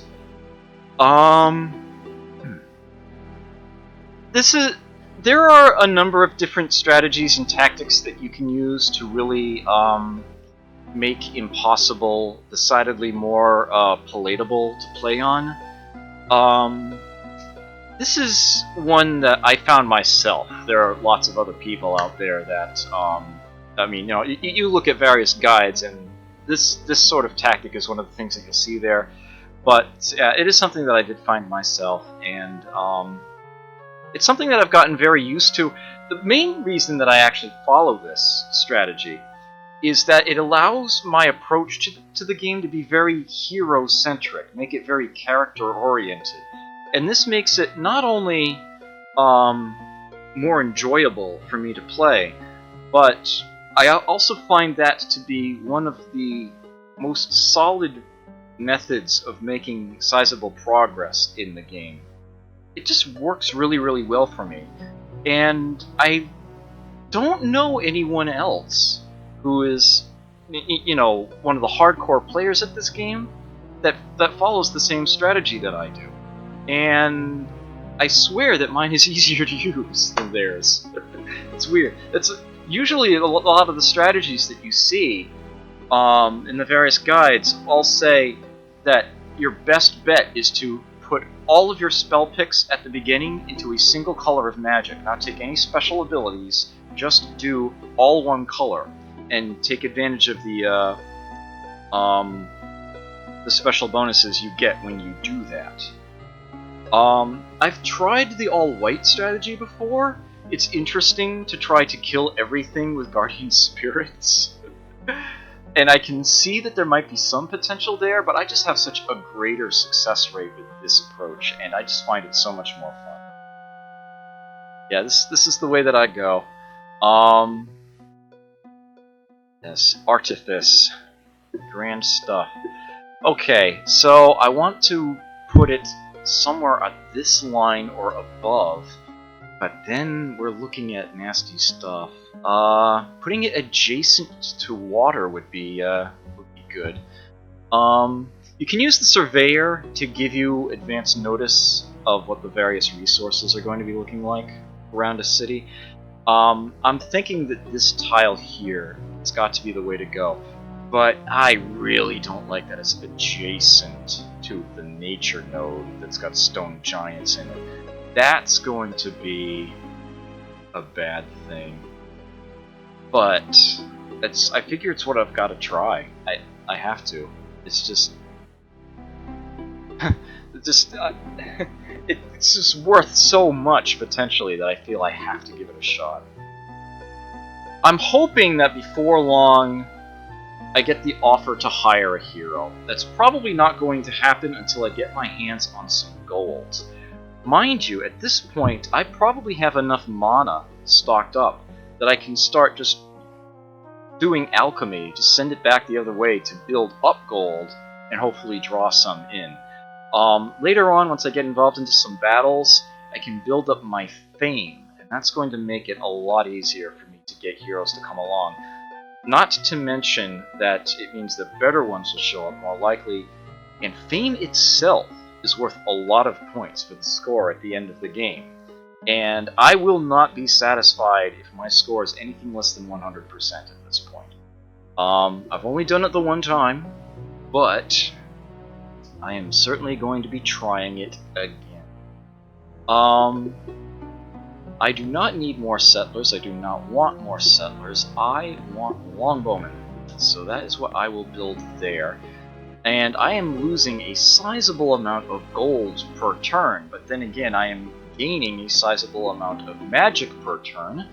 For all intents and purposes, that's what my skill is at the moment. It's lessened until I'm casting other things. That's what my skill is doing. So, cut that number in half, and that's how much gold I could be getting per turn. If I alchemied everything. And, yeah. So, profit. You would think that I would find some way of squeezing in the alchemy pick, so that my 2-to-1 ratio when it comes to these, no, I want to go the other way. I want to transmute power to gold. Come on, don't saddle me with a rounding error. There we go. That works. I'm gonna do a tiny bit more too. Come on. That'll do. So yeah, I have over 500 gold, so that should suffice to start encouraging the merchants and heroes to come along. As soon as I get a hero on my side, I can actually start making equipment for that hero. I can start putting these unit enchantments I'm learning on them. And then hopefully I will have some very strong units that will be able to handle the vast majority of anything that's out there. That's the plan. That is the plan. Okay. Create artifact is going, so yeah, let's get this process rolling on. Okay, they are in position, so I can now found an outpost.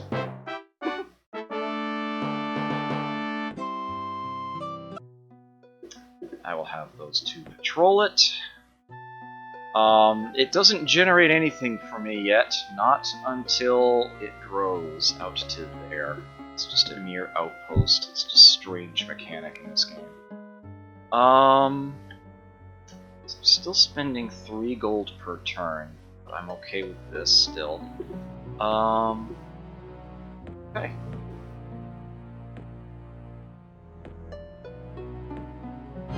There we go. Alright, so sizable chunk of mana rebuilt. Let me get an artifact going. And, how are you looking? Alright, so just a couple more turns. I don't know why it makes the error sound effect when an outpost becomes a hamlet, but there we go. They do have to be a farmer to start with. They will always insist on feeding themselves. Funny that.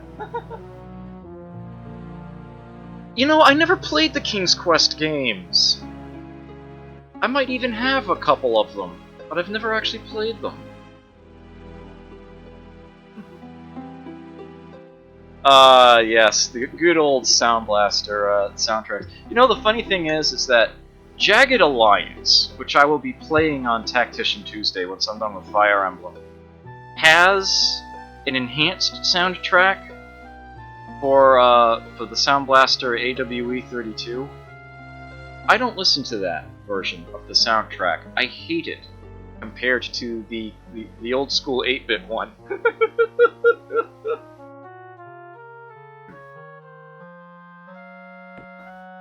Oh god.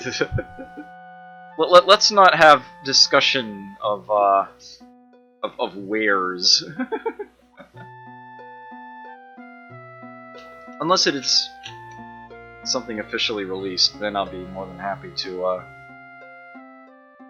take on that. I know that King's Quest recently had a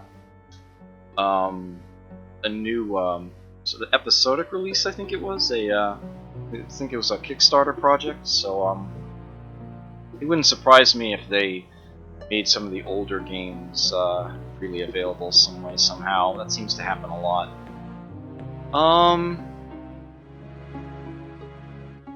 Huh. Yeah, you can always yeah, send it to me after the, if you whisper it, it'll show up on camera there. So it's up to you what you want to do. The Monkey Island remake. I thought the original Monkey Island. I only played the Monkey Island games like within the last few months. Actually, I thought the original was a lot of fun. I was kind of disappointed by the second one. I played them on Xbox Live Arcade. This second city needs to build several things actually. The sawmill alone is not good enough to build Longbowmen. There is something else that it will require. Something that was missing in one of my other. Yeah, I mean, the city that they start you with has a barracks, a smithy, and a builder's hall, so that you can go straight to some of the more interesting buildings. But I will start with a sawmill for the production boost here. Curious, though. Normal cost of spearmen 15. The cost here 11. Wow. I think that all that iron and coal actually stacks. Holy crap. Well, this I will be building units here in the near future once I get its production up. Some better yeah, it's like once I start building things like barracks and armory and whatnot, the units will come into play with better experience. Oh yeah, that is another thing too. Units have experience totals. They just naturally gain 1 point per turn, but get them in battle and they'll, you know, gain a chunk if they survive. And as they reach certain thresholds, they gain stats. They level up, get better. But for now we'll start with working on a sawmill, which will be extremely expensive to just straight up buy, but I also don't want it to wait 100 turns either. I think the cost isn't linear. I think the more that you have, the less you actually have to pay per missing production. So let me let that have a few turns, and then I'll work on getting that finished. Surplus food of 2, so I can shift that over. I'm missing less gold per turn. Ooh, that is a wizard's unit. Floating island, huh? Well, that's one way to place a boat. For swordsman, huh? Alright, so now that I see that, I have actual contact with another wizard. I didn't really talk about them, did I? So I know that Sisera and Horus are in the game because they casted global enchantments. In fact, they're both still active. I can see them here. Just causes a cute little spell that gives you additional fame while it's active. Fun stuff. But yeah, I actually have contact with Horus now. I can right-click that gem, see his mirror. He has a full rack of heroes already.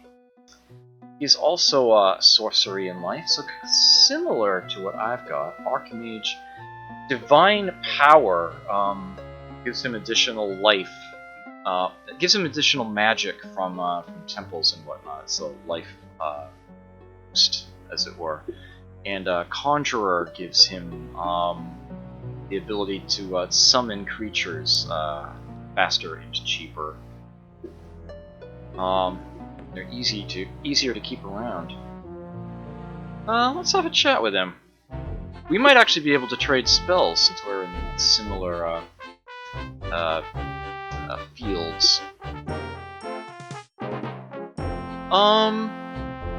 Let's see. And if he does actually accept some spell trades with me, then we'll be that much friendlier for it. I would very, very much like to have Guardian Spirit. And,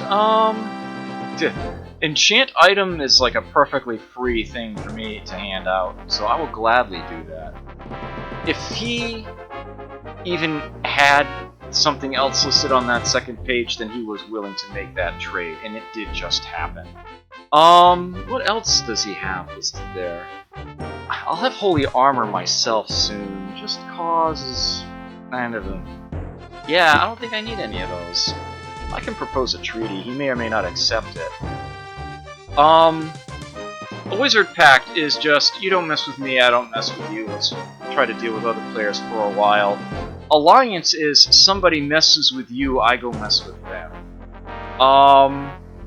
This game can only ever have a single winner. So, in the long run, an alliance is always going to be temporary to some extent. The game does go on when there are only allied players left. I know certain other games of this nature will actually end the game and say the alliance has won. Yeah, the Master of Games don't do that. None of them do. Instead, they always have some additional means of winning the game, some special mechanism. Kind of like winning the space race in Civ, or the Transcendence option in Alpha Centauri. Yes, here it's the Spell of Mastery. In Master of Orion, it's winning the election for the Galactic Council. Although in certain ways that functions kind of like an alliance win too. And in Master of Orion 2, there's defeating the Antaran homeworld. I don't want an alliance with anyone, but I will definitely offer a pact. And he agreed. Excellent. Given that, at the moment, I'm a little thin on units, I'm fine with this. Quite happy for that. Alright, so my first encounter with another wizard was a friendly one. I'm glad for that. The other wizard that you saw, Sra, I will not be running across him anytime soon. He is going to be far away. I happen to know this because although there's some randomness in the actual stats that the enemy wizards have when you're playing on difficulties higher than normal, there are certain stats that certain wizards will always have, and there is something that I know for a fact Sisera will always have. And that's how I know he's going to be far away. But that actually relates to that whole thing I alluded to earlier, that big grand spoiler fun thing that I will be talking about later on. So Guardian Spirit is now an option for me, and I am very, very happy for it. There's my Stone Skin spell.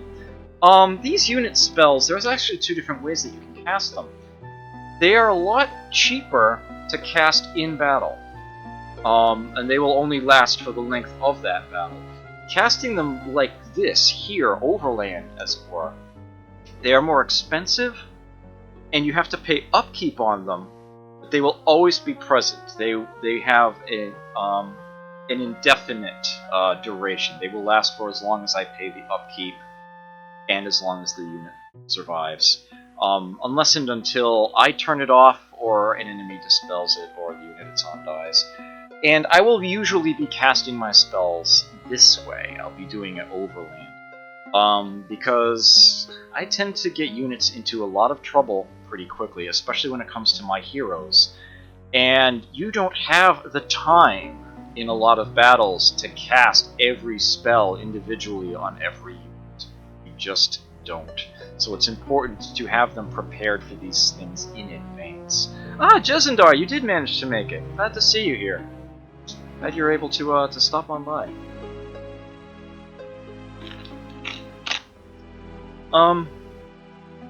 The first thing I would want to do with a hero is deal with the Warbears and the sprites here, and raid that tower. This is I'm going to be doing with a flood of with standard units, hopefully. Sending in a hero here would be suicide because the illusory attack would rip them a new one. And then lastly, yeah, that's gonna be a while. That's gonna be a little while, but we'll see how it goes. Yeah, do still need to build units here, unfortunately. I would also point out, you may have seen this here. This is my summoning circle. It starts in the same city as my fortress, but I can move it by casting a spell called Summoning Circle, fittingly enough. You can only have the one, so it will jump to wherever I put it. Summoning Circle is where new units will appear if I were to summon a hero. And it's also where certain things get sent back to if I cast a retreat style spell, I guess you could call it, like Word of Recall. That's where it will send a unit back. You're limited to 9 units in any one tile, in any one stack.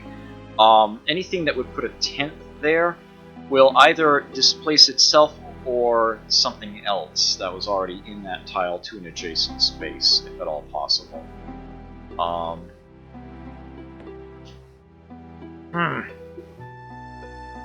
So yeah, it's there's definitely room for more units in this city, and because battles are stack versus stack, the entire tile at once, a numerical advantage makes a big difference. No, it wasn't Kali. It wasn't Kali, it was Cherie. It was Cherie, and my word, that was mean. The red that you see down there is Horus. And we've actually already done one spell trade, so I have Guardian Spirit now, and he has enchant item. And Sisra is, as usual, on the map. If it was Kali, I probably would have been fine. I probably would have destroyed her extremely quickly. But yeah, Cherie just managed to stay just ahead of my spell research. It's like as soon as I got the means of dealing with Lightning Bolt, she got Doom Bolt. Yeah, it was terrible. By the time I finally had a hero that was able to deal with it, she launched a sneak attack on me, and yeah, my hero just wasn't at home. If he was, I probably would have won that game eventually, but no, that was just so painful. Yeah, so you see, my new city here has a massive supply of ore, and they apparently do stack. So once I get this city's production going up, yeah, you can see I've only invested 2 turns in this now, and its cost has already gone down by 100 gold. It's a an exponential scale, I think it is. I still want to wait a little bit longer. I think I want to wait for that first coin to get filled in. Yeah, I want to keep my gold above 500. Yeah, I'll wait just a little bit longer. There's another spell researched. Holy Weapon. More unit enchantments, please. Ah, there's Summoning Circle. You actually don't start with it, but it is an arcane spell. Everybody gets it eventually. I will take Resist Magic next. Yes, Horus. You don't need to worry about that. We have a pact, remember? What do you do? Just cancel it? He said he'd agree to it, but there should be an icon present if that were the case. Let me see if I can get another tech trade with him. Tech trade. Sure, yeah. Spell exchange. Blur is actually a rather valuable spell. It's hard to put a proper value on it, though. He's probably going to want something fairly expensive for it. Yeah, create artifact or bust. Yeah, I will decline that. Yeah, because I don't know where he is and I can't put units on his land, he is going to get angry with me because of that whole attitude reversal I talked about earlier on. It shouldn't be too bad, though, if all he's going to do is... If he's dependent upon floating islands to send his units to me, it might not be so bad. Hopefully he's not going to just up and attack me right now, though. Okay. Yeah, he'll probably do a bit of exploration. At this point, definitely feeling the money problem. I hope I can get away with just getting another building going. The Foresters Guild is interesting. It's a food and production boost. Still on the more expensive side, though. Yeah, I think I need to build that marketplace, or I'm not going to be able to afford much else. Still losing gold per turn, as it is. Yeah, you know what? I had better get that going right now. Artifact active. I need to make sure I can still... Yeah, let me wait until I've got my next artifact done before I do more alchemy. Alright, so there's the sawmill. Okay, so now with a barracks I can build longbow. I will do so. Barracks actually has no upkeep, so that's a good one to squeeze in. When's the city gonna grow next? Longer than I want. Okay. He might actually attack that node and get himself trashed. Works for me. More research. Resist magic is done.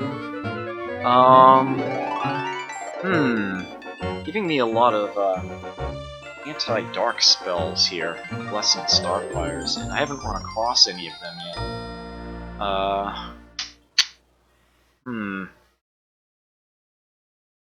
Counter magic is an extremely useful, valuable one. I'll go ahead and grab that. There we go. Alright, so I'm over 1,000. Power to gold. Let me get some, okay. That should do for that. Let me make sure that the next artifact I create is affordable. That'll do. My skill shouldn't be that high yet. Yeah, not even close. Alright, that works. Food surplus.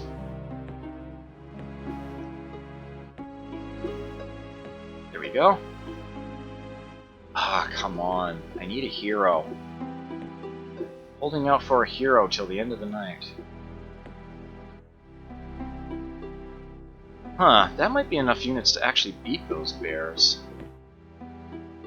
No, he's pressing on. Fine with me. Alright. Yes, yes I am. It is what I am used to, it is what I have the best success rate with, so, sticking with that. Runemaster Artificer combo. Spell lock is indeed in my spellbook. I actually confirmed that already. And what I'm hoping to do with this city is get a nice flood of longbowmen going so that I can take out that sorcery node. Should be a fine start. Oh, we've got rampaging bears already. That's unfortunate. If I were to rush by a unit in that city, it would not be available for battle. There's a, it still does take that one turn. So I am going to be, yeah, just waiting and hoping that I can finish them off with Phantom Warriors, etc. What is my skill up to? 42, so I'll be able to cast Phantom Warrior 4 times. Should be, I suppose it's possible they might actually go for those units, but I think they're more likely to attack my city. We'll see what happens, though. At any rate, there's really... yeah. There's no real preparation that I can do. Well, they are longbowmen, so they can definitely shoot at the bears. How many shots do they... oh yeah, they got plenty of ammo. They may as well just fire away. Well, they're getting some damage in. The bears are pretty fast, though. Alright, got that unit. Got that down to 1 unit. Alright, so I can do some healing. You can heal broken figures, that's fine. Yeah, looking at all this. I've got... yeah, you know what? No, I don't want to do that. I want to use the Phantom Warriors, I think. Let's get one of them on the board. Fun. I will have my archers continue shooting at that guy. Yes! Alright, let's march them down. I did less damage than I would have cared to. Have them act next. Ooh, that was a hell of a lot more successful. Fuck. Yes, okay. That was not that costly at all. Okay, still got that artifact going. Yeah, I'm gonna need it too. Oh yeah, definitely buy that barracks now. Okay, that is sufficient to build longbowmen now.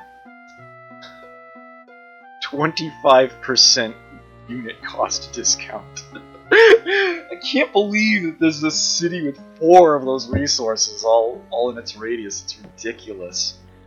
I would have to build a smithy before I can build an armory, and it would require the armory for units to get an experience bonus as soon as they are produced. That being a ways off, you know what? I think I'm going to buy a Forester's Guild. I can't even afford it yet, but that's okay. I don't think it will take that long. Again, the decrease in cost, yeah, it's on a sort of an exponential curve. And I literally make my own money. It's like my job is artificer. I generate money over time. Finally, a mercenary unit. They are a nomad bowmen.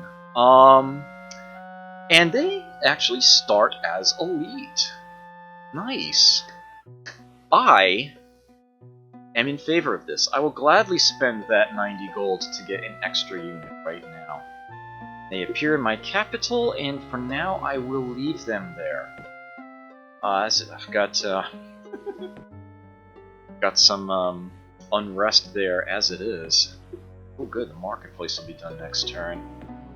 I need that. That's why you want to have a supply of gold. Get offers. Okay, nice. There's the marketplace. There's some money coming in, and that was also a prerequisite for the farmer's market. More food, more growth rate. Exactly what this city needs. So I will put them on that. 1 gold. I'm losing a turn now instead of 5. Yeah, that's a lot better. Horus has cast Wind Mastery! Whatever, it's such a cute little spell that I don't give the slightest crap about. You go ahead and invest your mana per turn on that. Wind Mastery allows your boats to move twice as fast, and the boats of others to move half as fast. Yeah, whatever. Alright, let's get some more swords to break over the anvil. Got another chunk of gold there. I will, that's about right. Okay. Got those numbers kind of close, but it should be okay.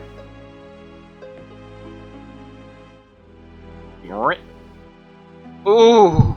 He brought heroes! He brought strong heroes. Where are my heroes? Man, I'm glad I'm in his good graces. Sheesh.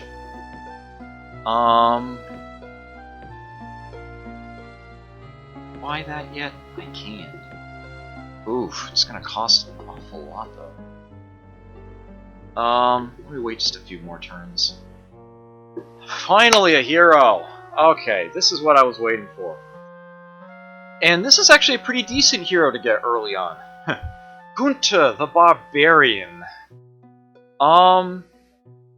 He's just kind of a brute force melee type.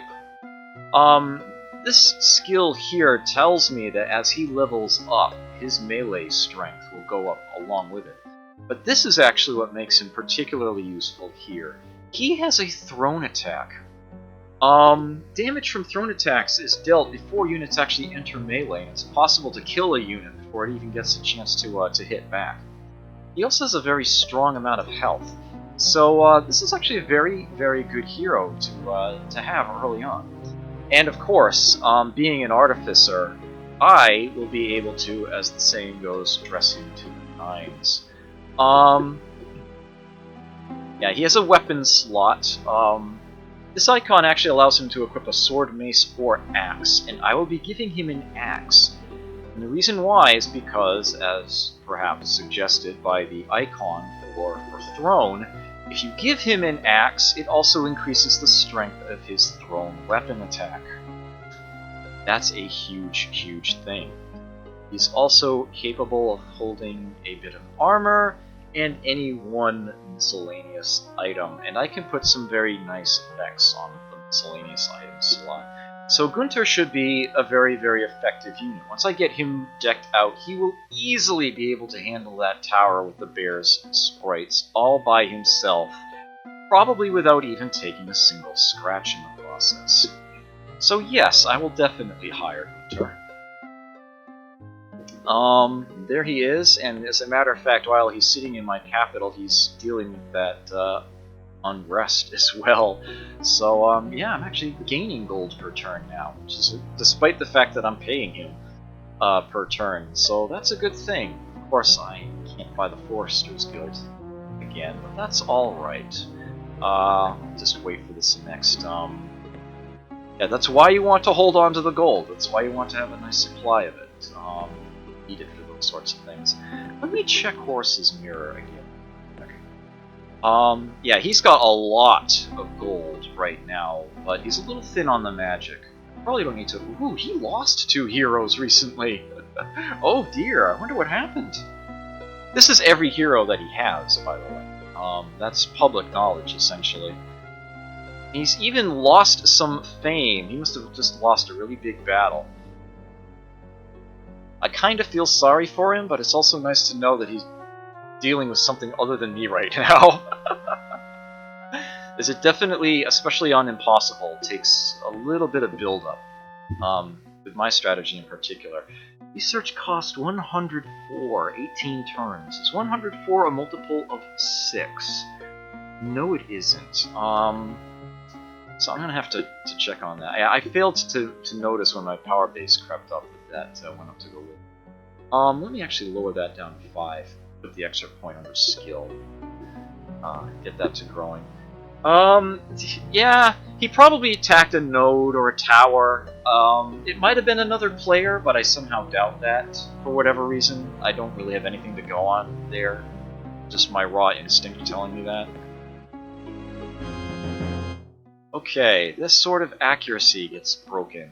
Alright, I want to try to make sure that I always have at least 500 gold and preferably 1,000 mana before I try to build something that I will be keeping, because that's a lot of mana that I am spending and not getting back. At least not until Gunter manages to find goodies for me. So with that in mind, I am actually going to get another artifact to break going. That and all of these, all 4 of those are eventually going to be cast on my buddy here. Let's see. Yeah, there are different categories of things that I can build. Sword, mace, and axe are your melee weapons. Notice that they have different potentials as well. Stats that show up here are actually slightly different. Bows go to those with ranged attacks. They have to have a special bow slot in order to hold that. Those of a more magically oriented type would have a slot for a staff or a wand. This is what goes in miscellaneous slots. It's not just amulets. Cycle through different visuals here. This makes no actual effect in what shows up here. It's just entirely your own personal taste. And then these are the different types of armor. You've got shields and chain and plate mail. Plate mail is actually more expensive base than chainmail because it has a built-in extra defense boost. Other than that, you'll see that the default prices of these are all the same. Yeah, a staff actually, yeah, staves. Yeah, wands are a little more expensive on base, and staves even more so. You can see all the different options there. Yeah, by default, the base cost of a miscellaneous item is actually very cheap, but you can put more things on them in a way. This list of special effects that you can put on something, by the way, is based entirely on the spellbooks that I have. It has nothing to do with the spells that I've actually learned or researched. It's entirely based on my own spellbook library. Having 4 sorcery books is exactly enough to be able to put flight on an item, and that is the main reason that I take 4 sorcery books to begin with. In order to even take Rune Master to begin with, I need to take at least 2 books each in 3 different colors. The reason why I make sorcery the one I take 4 in is that right there, so that I always have guaranteed access to flight for my heroes. I stick it on a miscellaneous item. All heroes will always have at least 1 miscellaneous item slot. Sometimes they have 2. There's always 3 slots total. But I am not going to be making that just yet. I'm going to still be getting a little more mana in my field.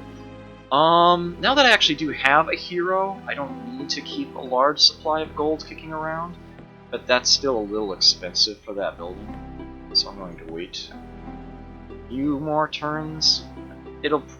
I think it actually does go in plateaus. I think the cost will go down significantly once the 4th coin is completed, I think it is. I might be mistaken, though, but we'll see. I will keep watch on that. Oh, Lilros is grown again. Need another farmer, though. And the health of that farmer's market in just a few turns. Good. Yeah, this is definitely going to be mainly a unit production city because, holy crap.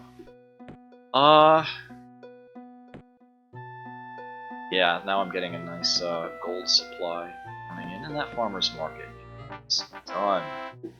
So that's fewer farmers I will need. Get even more production going.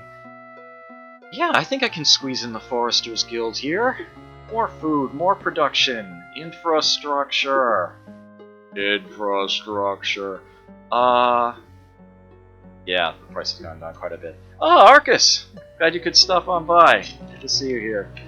Yeah, it happened. I'm finally streaming 4 days a week now, and I am once again playing Master of Magic. I couldn't resist. Too many others playing it. Yeah, I'll pay that price. This has been delayed long enough to get the ball rolling there. Nice. Okay. This game is fantastic. Absolutely fantastic. Yeah, it reached the point where so many people were like, Fire Emblem is great and all, but I want to see you play other things as well, that I finally broke down and split my tactical/strategy game to separate days. So yeah, I will be playing Civ, Master of, and other games of that nature on Wednesdays. Yeah, this game is just so engrossing, so robust. It's like Civ, but with a fantasy backdrop, the ability to cast spells to influence things, and tactical battles is amazing. Yeah, this is actually the second time I've tried to stream this game. I've got the highlights of the first run. You wouldn't be missing much if you were to watch that, because I failed miserably. And I'm using a fairly similar strategy this time around, but yeah, if you did want to check that out, and my voice was a little better that time around too, then you can watch that if it interests you. The beginning of it in particular, I go over a lot of the mechanics of the game. I sort of abbreviated it this time around. I actually really do want to get the armory going, but I think for the moment it's more important that I actually get some units going here. Man, I tell you, it's insane. They have one city with all those discounts on it. Wow. I don't think I've ever seen them. I have seen them stacked up before, but I don't think I've ever seen it to that extent. Yeah, so basically all this means is that all the units that I build here only cost me 3/4 the normal amount of production. So yeah, the city's going to be cranking out the units.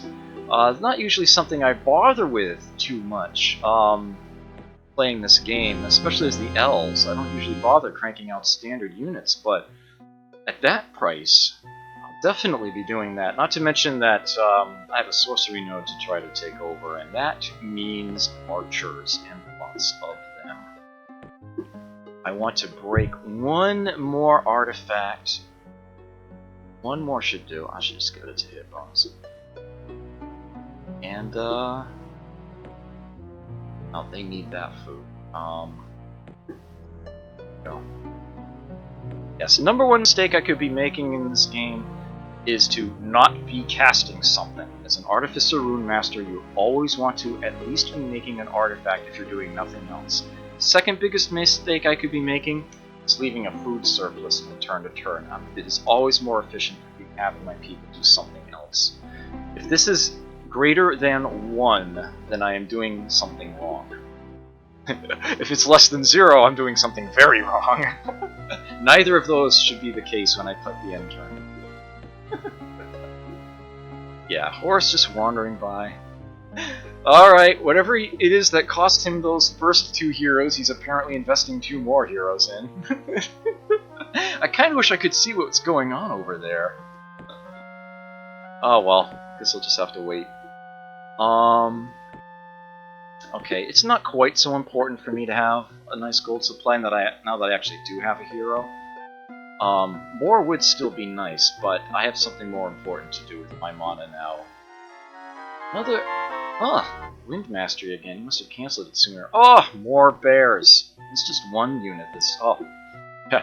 I already know I can handle them, so that's not a problem. As a matter of fact, I might be able to do it without any mana invested at all if I just...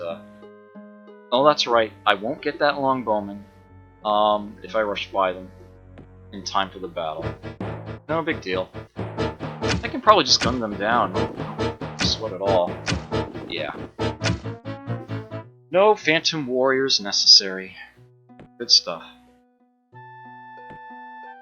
Let's see. Okay, 2 more turns, and then I can get myself going on equipping Gunter there. How's my research coming? Checked on that a bit. 34 is a very awkward number. Ah, Cicero has cast Awareness. That is a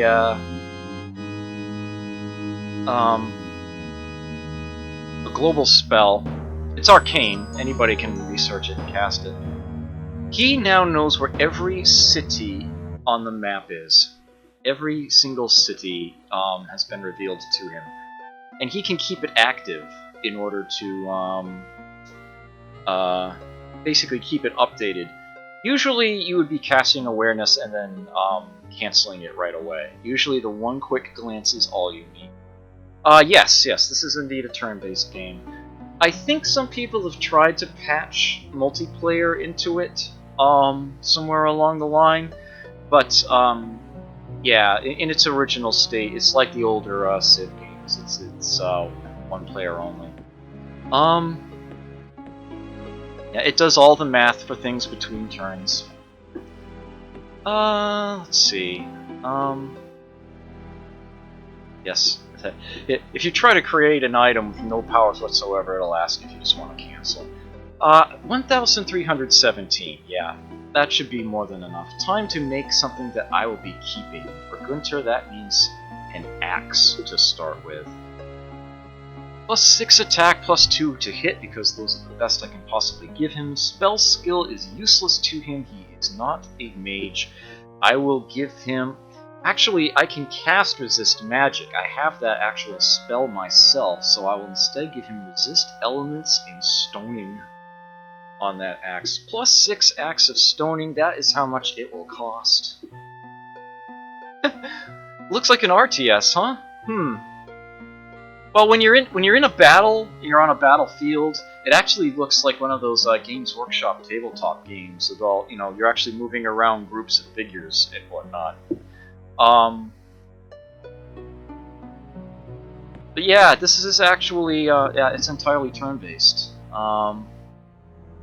None of the Simtex only ever made 4 games. This one, Master of Orion 2, Battle at Antares, and 1830, Railroads and Robber Barons, which is the excellent computer version of an Avalon Hill board game. I probably will be playing all 4 of these on stream at some point. There was never a sequel to this. Other companies have ultimately got Master of Orion licenses, as it were. Master of Orion 3 does have real-time battles. It is also universally reviled. Nobody likes that game, apparently. I've never actually played it myself. And the people that do World of Tanks, Wargaming.net, recently got the Master of Orion rights themselves and are in the process of making a new Master of Orion, Conquer the Stars. It's still in early access. I haven't played it yet, but a friend did gift it to me. I'll probably be taking a peek at that at some point too. I think that has real-time battles as well. I haven't, like I said, I haven't spent any time with it, but yeah, these older games, it's entirely turn-based. Yeah, that artifact is going to take a while, and my skill is of course still the bottleneck. But it's also going to be worth it. Food shortage. Let's fix that real quick. Alright, you'll have your Foresters Guild soon. You are... Alright, still producing longbowmen. It's going slowly, but at least it's going. There we go. There's his first level. Like I said, they do level up just sitting on their arses. They train, but, yeah, it's nice to, yeah, when you actually do get them into battle, then they'll start leveling a lot faster. Yeah, his stats have gone up accordingly, and his might skill is going to guarantee that his attack goes up pretty quickly. So yes, he is that much more durable in this game. Yeah, those have all gone up by 1 except for melee, which I believe went up by 2. Yeah, because that went up. Yeah, his thrown weapon has also gotten stronger as well. Nice to see that that goes up as well. Once I give him the axe, that's going to be +6 all at once. You'll actually see orange boxes appear here, and nobody's going to want to mess with him. Yeah, I was actually told that same thing by that same person, that that the earlier game, yeah, the first 2 Master... Oh, actually, I'm not sure he ever played the original Master of Orion, come to think of it. No, I don't think he did. I think I had to tell him a lot about it. Yeah, Master of Orion 2 made him feel like a galactic warlord. He's, he's leading the charge from the front lines and running everything, nice and publicly. And that the third game made him feel like he was sitting behind a desk, managing, pushing paper from one side of a desk to another, and just occasionally looking out the window at what's going on out there. It's one thing to eliminate micromanagement, it's another to take control out of player hands and force things into a, and just take away that sense of empowerment and control that a game gives a player. I've been accumulating thoughts and ideas for my own strategy space game. Yeah, Jezendar has contributed to that, so has this gym we're referring to. I refer to it as the Mu-Zero case file, because the ideas that I have in my head would work really well as a Master of Orion Zero. Hopefully someday I'll actually be able to take those ideas out of my head and make them into an actual game, but yeah. That's a long ways away from me, unfortunately. Alright, so the Foresters Guild is finished here, and I think it's about time that I invested in something like a library or a shrine. Shrine reduces unrest and adds power per turn. The library is research points. Yes, you and I both, Jezendar. You and I both. I will start with the shrine. It's a little more versatile, shall we say. Okay, there's another longbowman unit. I'll have them just patrol for the moment. -2 gold. It's gonna start getting a little unpleasant. What does it require to get a bank built? A university. And to do that I have to go library, then Sage's Guild, then university. Yeah, but until I get there, the library will generate 2 research points a turn. I want to switch that over. Actually, no, I don't, because increasing my power base will also increase my profit over time. So I'll take that approach. Artifact, I've got 341 more I need to put in. I've got 1100. I might have to do a little bit of alchemy, but for now I should be able to sit and wait. I've got too much food going. Get the shrine to turn sooner is good. Are you going to grow anytime soon? Oh, you are. Okay, excellent. I was starting to get a little concerned about that. Counter magic is available. So any battle where I'm on defense against another wizard, I always get to take the first turn. I always get to cast the first spell. Counter magic is quite the way of saying no to the other wizards. It puts out a block that essentially anytime an enemy wizard wants to cast a spell that battle, my counter magic block will try to cancel that spell immediately, before it can take any effect at all. And it persists. It gets steadily weaker each time the other wizard throws a spell against it, but it's a very nice way of trying to keep the enemy from doing things that mess with me. Things like lightning bolts, you know, other ways of trying to say, like, disenchanting my heroes is a big one, which is why it is huge that I have these abilities to make my spells harder to dispel, and yeah, spell lock is going to be a key element of that. I can get Floating Island myself. Whatever. Psionic Blast as a direct attack isn't so bad.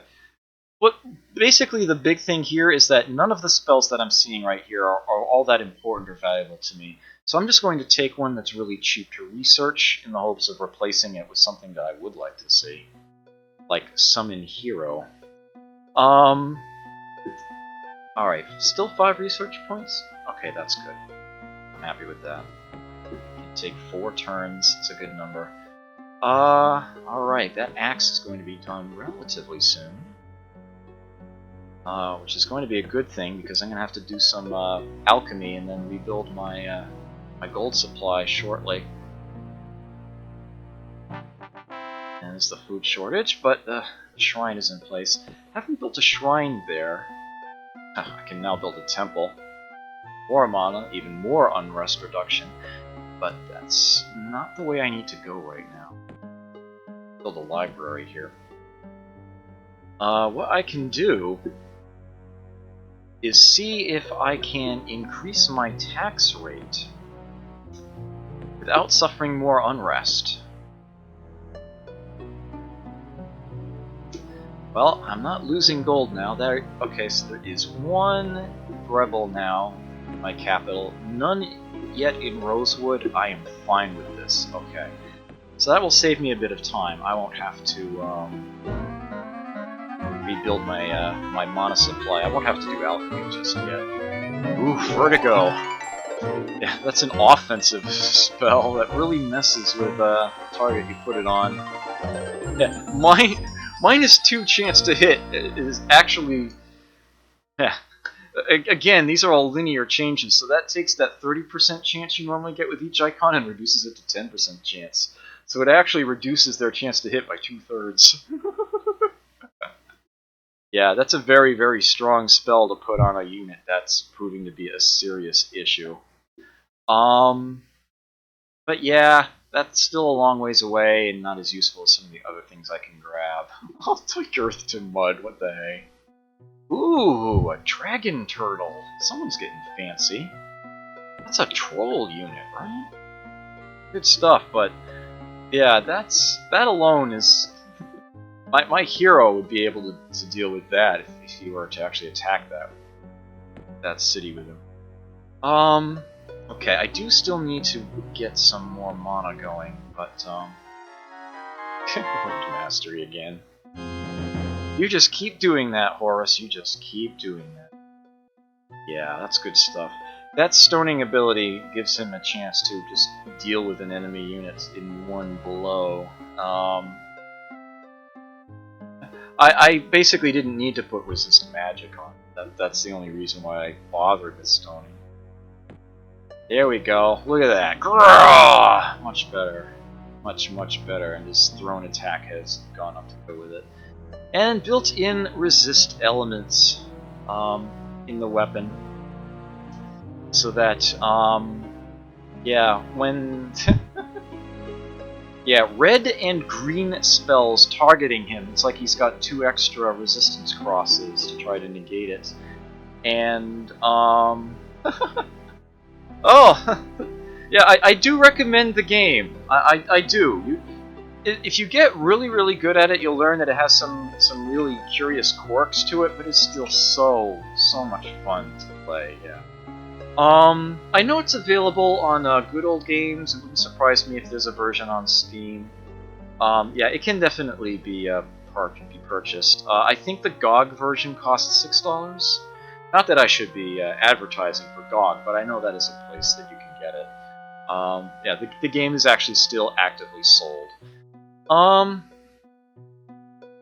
And let's see. Oh yes, perhaps even more importantly, it's like he's got 3 extra shields when it comes to enemy ranged attacks of a magic nature. When he's up against enemy wizards and whatnot, or for example, those sprites, it'll be harder for him to take damage getting shot as he's on his way to them.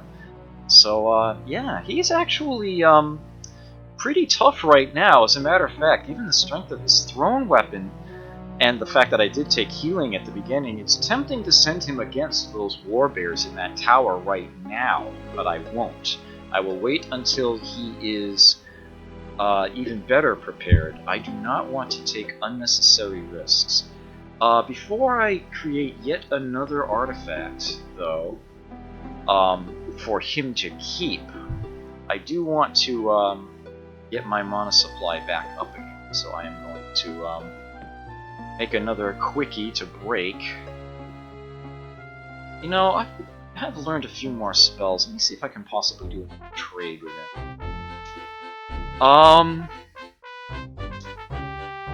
It is still tempting to go for Blur. I already know that Holy Armor and Psionic Blaster that I can search. What would he take for Blur? Create artifact or nothing, huh? Blur basically reduces the hit chance of anything and is it only spells, I think? I think it might only be spells. Blur has a 10% chance of making any spell your enemy tries to target on one of your units fail. 10% chance. Beyond all other considerations, any other resistances get calculated in first, and then Blur will always sit on top of it. Blur is like the only way that you can make a Doombolt fail. Yes, Heroes of Might and Magic has been recommended to me more than once. I definitely need to take a peek at that. I still don't want to trade Create Artifact for it, though. That's sort of a rarer late-game spell that I have to start with. And I would rather get something really, really nice for it. Ooh, the percentages have gone to where I'm getting... Research cost 8 will take 2 turns. I think the right way of handling this is to make it take 1 turn, and then pick something else next turn, and re-choose my rate there. Yep, there we go. Earth to Mud. Recall Hero has appeared. There's an arcane spell called Word of Recall that lets you warp any unit out of battle and get it back to your summoning circle. Recall Hero is sort of a special way of doing that, sort of a cheaper one. It's a sorcery spell, I believe. Yeah, I think it's less expensive to cast. Still nothing here that really jumps out at me to rush to get. Wall of Stone is an interesting spell. I don't have to build city walls. I can just cast it. You don't have to pay upkeep on it or anything. It's a sort of a one-shot deal. Yeah, you know what? Let me go for Wall of Stone. Ah, the library's done. Okay. We'll go next for a Sages Guild. I want to get to that university so I can build a bank. This is another 3 research points per turn on top of that. And I want to set this now so that I'm... Oh! It's actually a nice round 10 with the library added. I'll leave it there. I'll leave it there then. That's good. Okay, excellent. Another longbowman. I'm not sure how many units I'm going to have to send in there, and of course I want to make sure I leave somebody behind in the city. So I think what I'm going to do... I don't want to... Yeah, you know what? Let me send my hero to my other city here.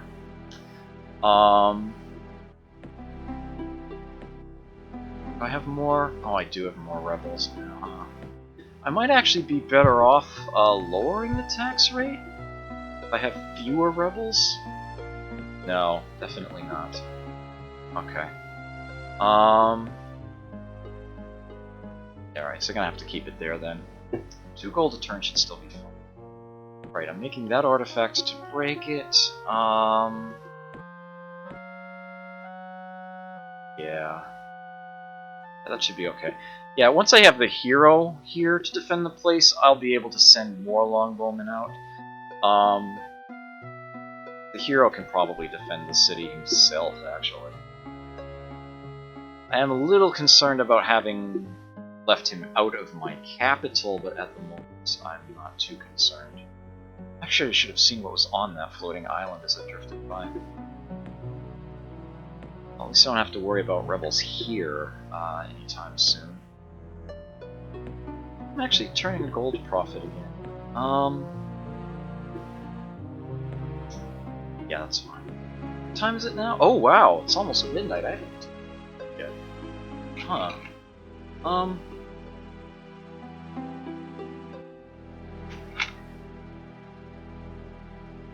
Oh, let me do a few more turns. Yeah, I might be able to run a little extra late tonight. I'm not sure I should. There's, nature of the games these nights similar to the other nights, but, nobody seemed to have to vanish on me last time anyway, so, I don't know, I guess I'll just play it by ear. Figure it out as we go. Hopefully at least something particularly interesting will happen before I call it a night. Yeah, because he's not at my summoning circle anymore, I do have to pay a small amount of crystals to teleport an item to him to equip him, but that should be okay. I'd rather make sure that the cities are in good shape. Alright, once I get decent plate mail on him, he should be quite capable of handling that battle, and I would probably want to do that before I get the miscellaneous item up and running. Defense, resistance. Come on. And movement bonuses, and I can squeeze one more thing on there, and I will make it endurance, which is for all intents and purposes an additional movement bonus. Since I don't actually have the endurance spell, and I do have all of the others, that is the choice that will allow me to put as much on this unit as possible. So that is what I will do. 725 for this one. Yeah, that's going to take a number of turns, but should be able to do things before that's actually... I don't have to wait for that before I get to do interesting things. Trireme. He still has Wind Mastery active.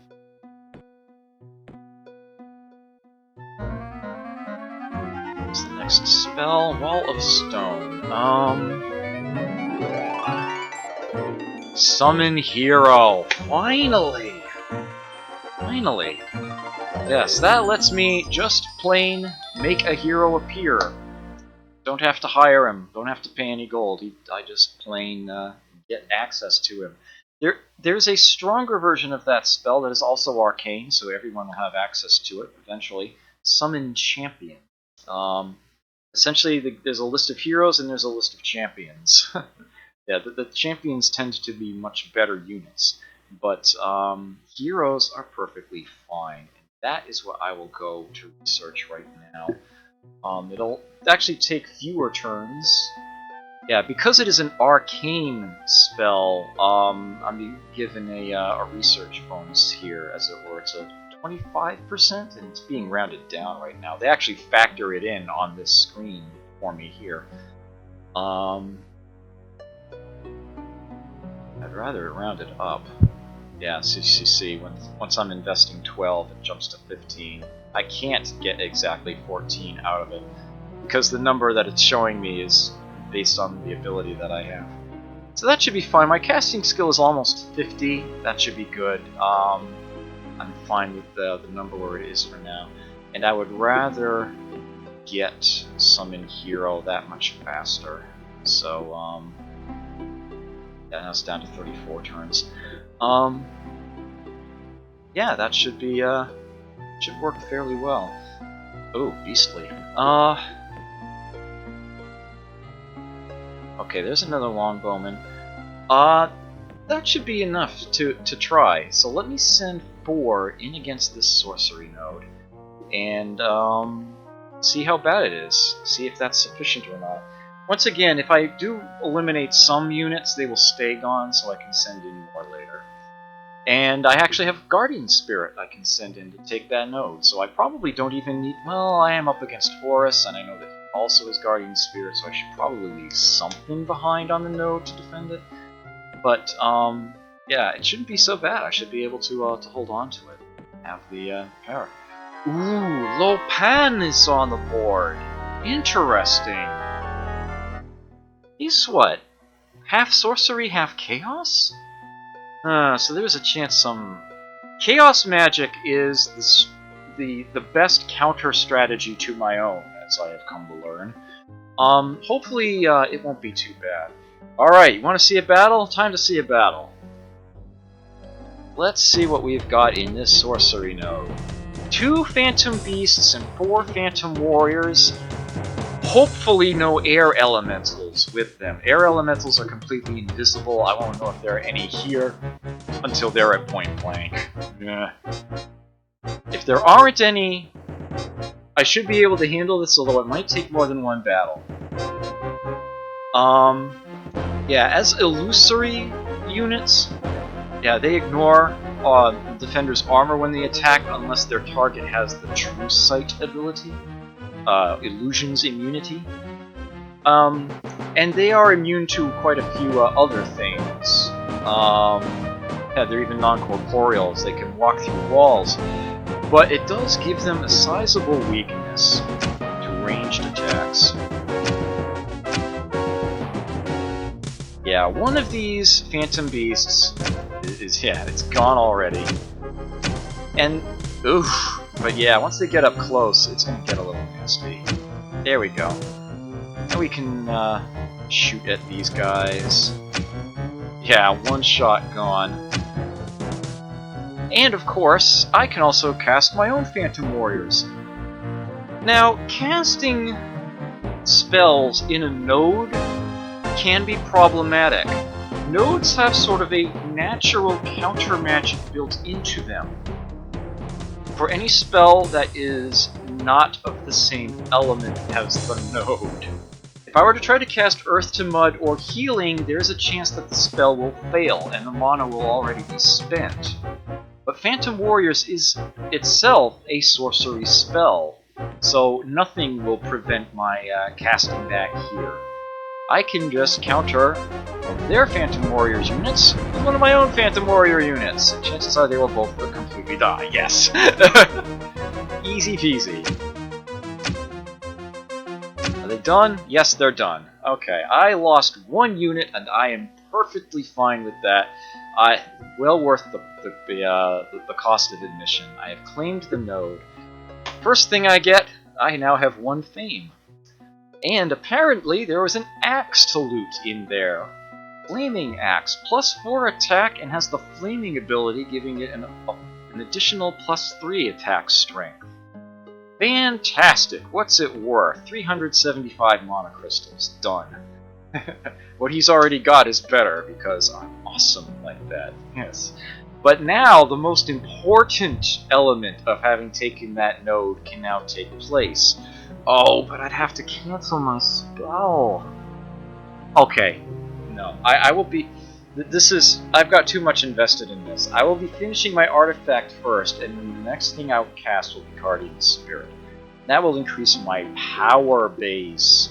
Yes, this number down here that started at 10 and has creeped up to 15, it will jump up significantly once I claim that node, and that determines what the numbers I'm getting here are.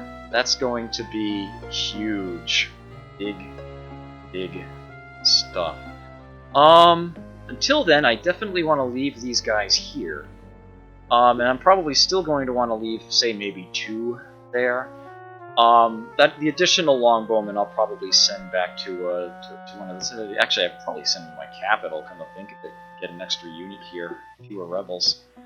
I'm going to take my break at this time.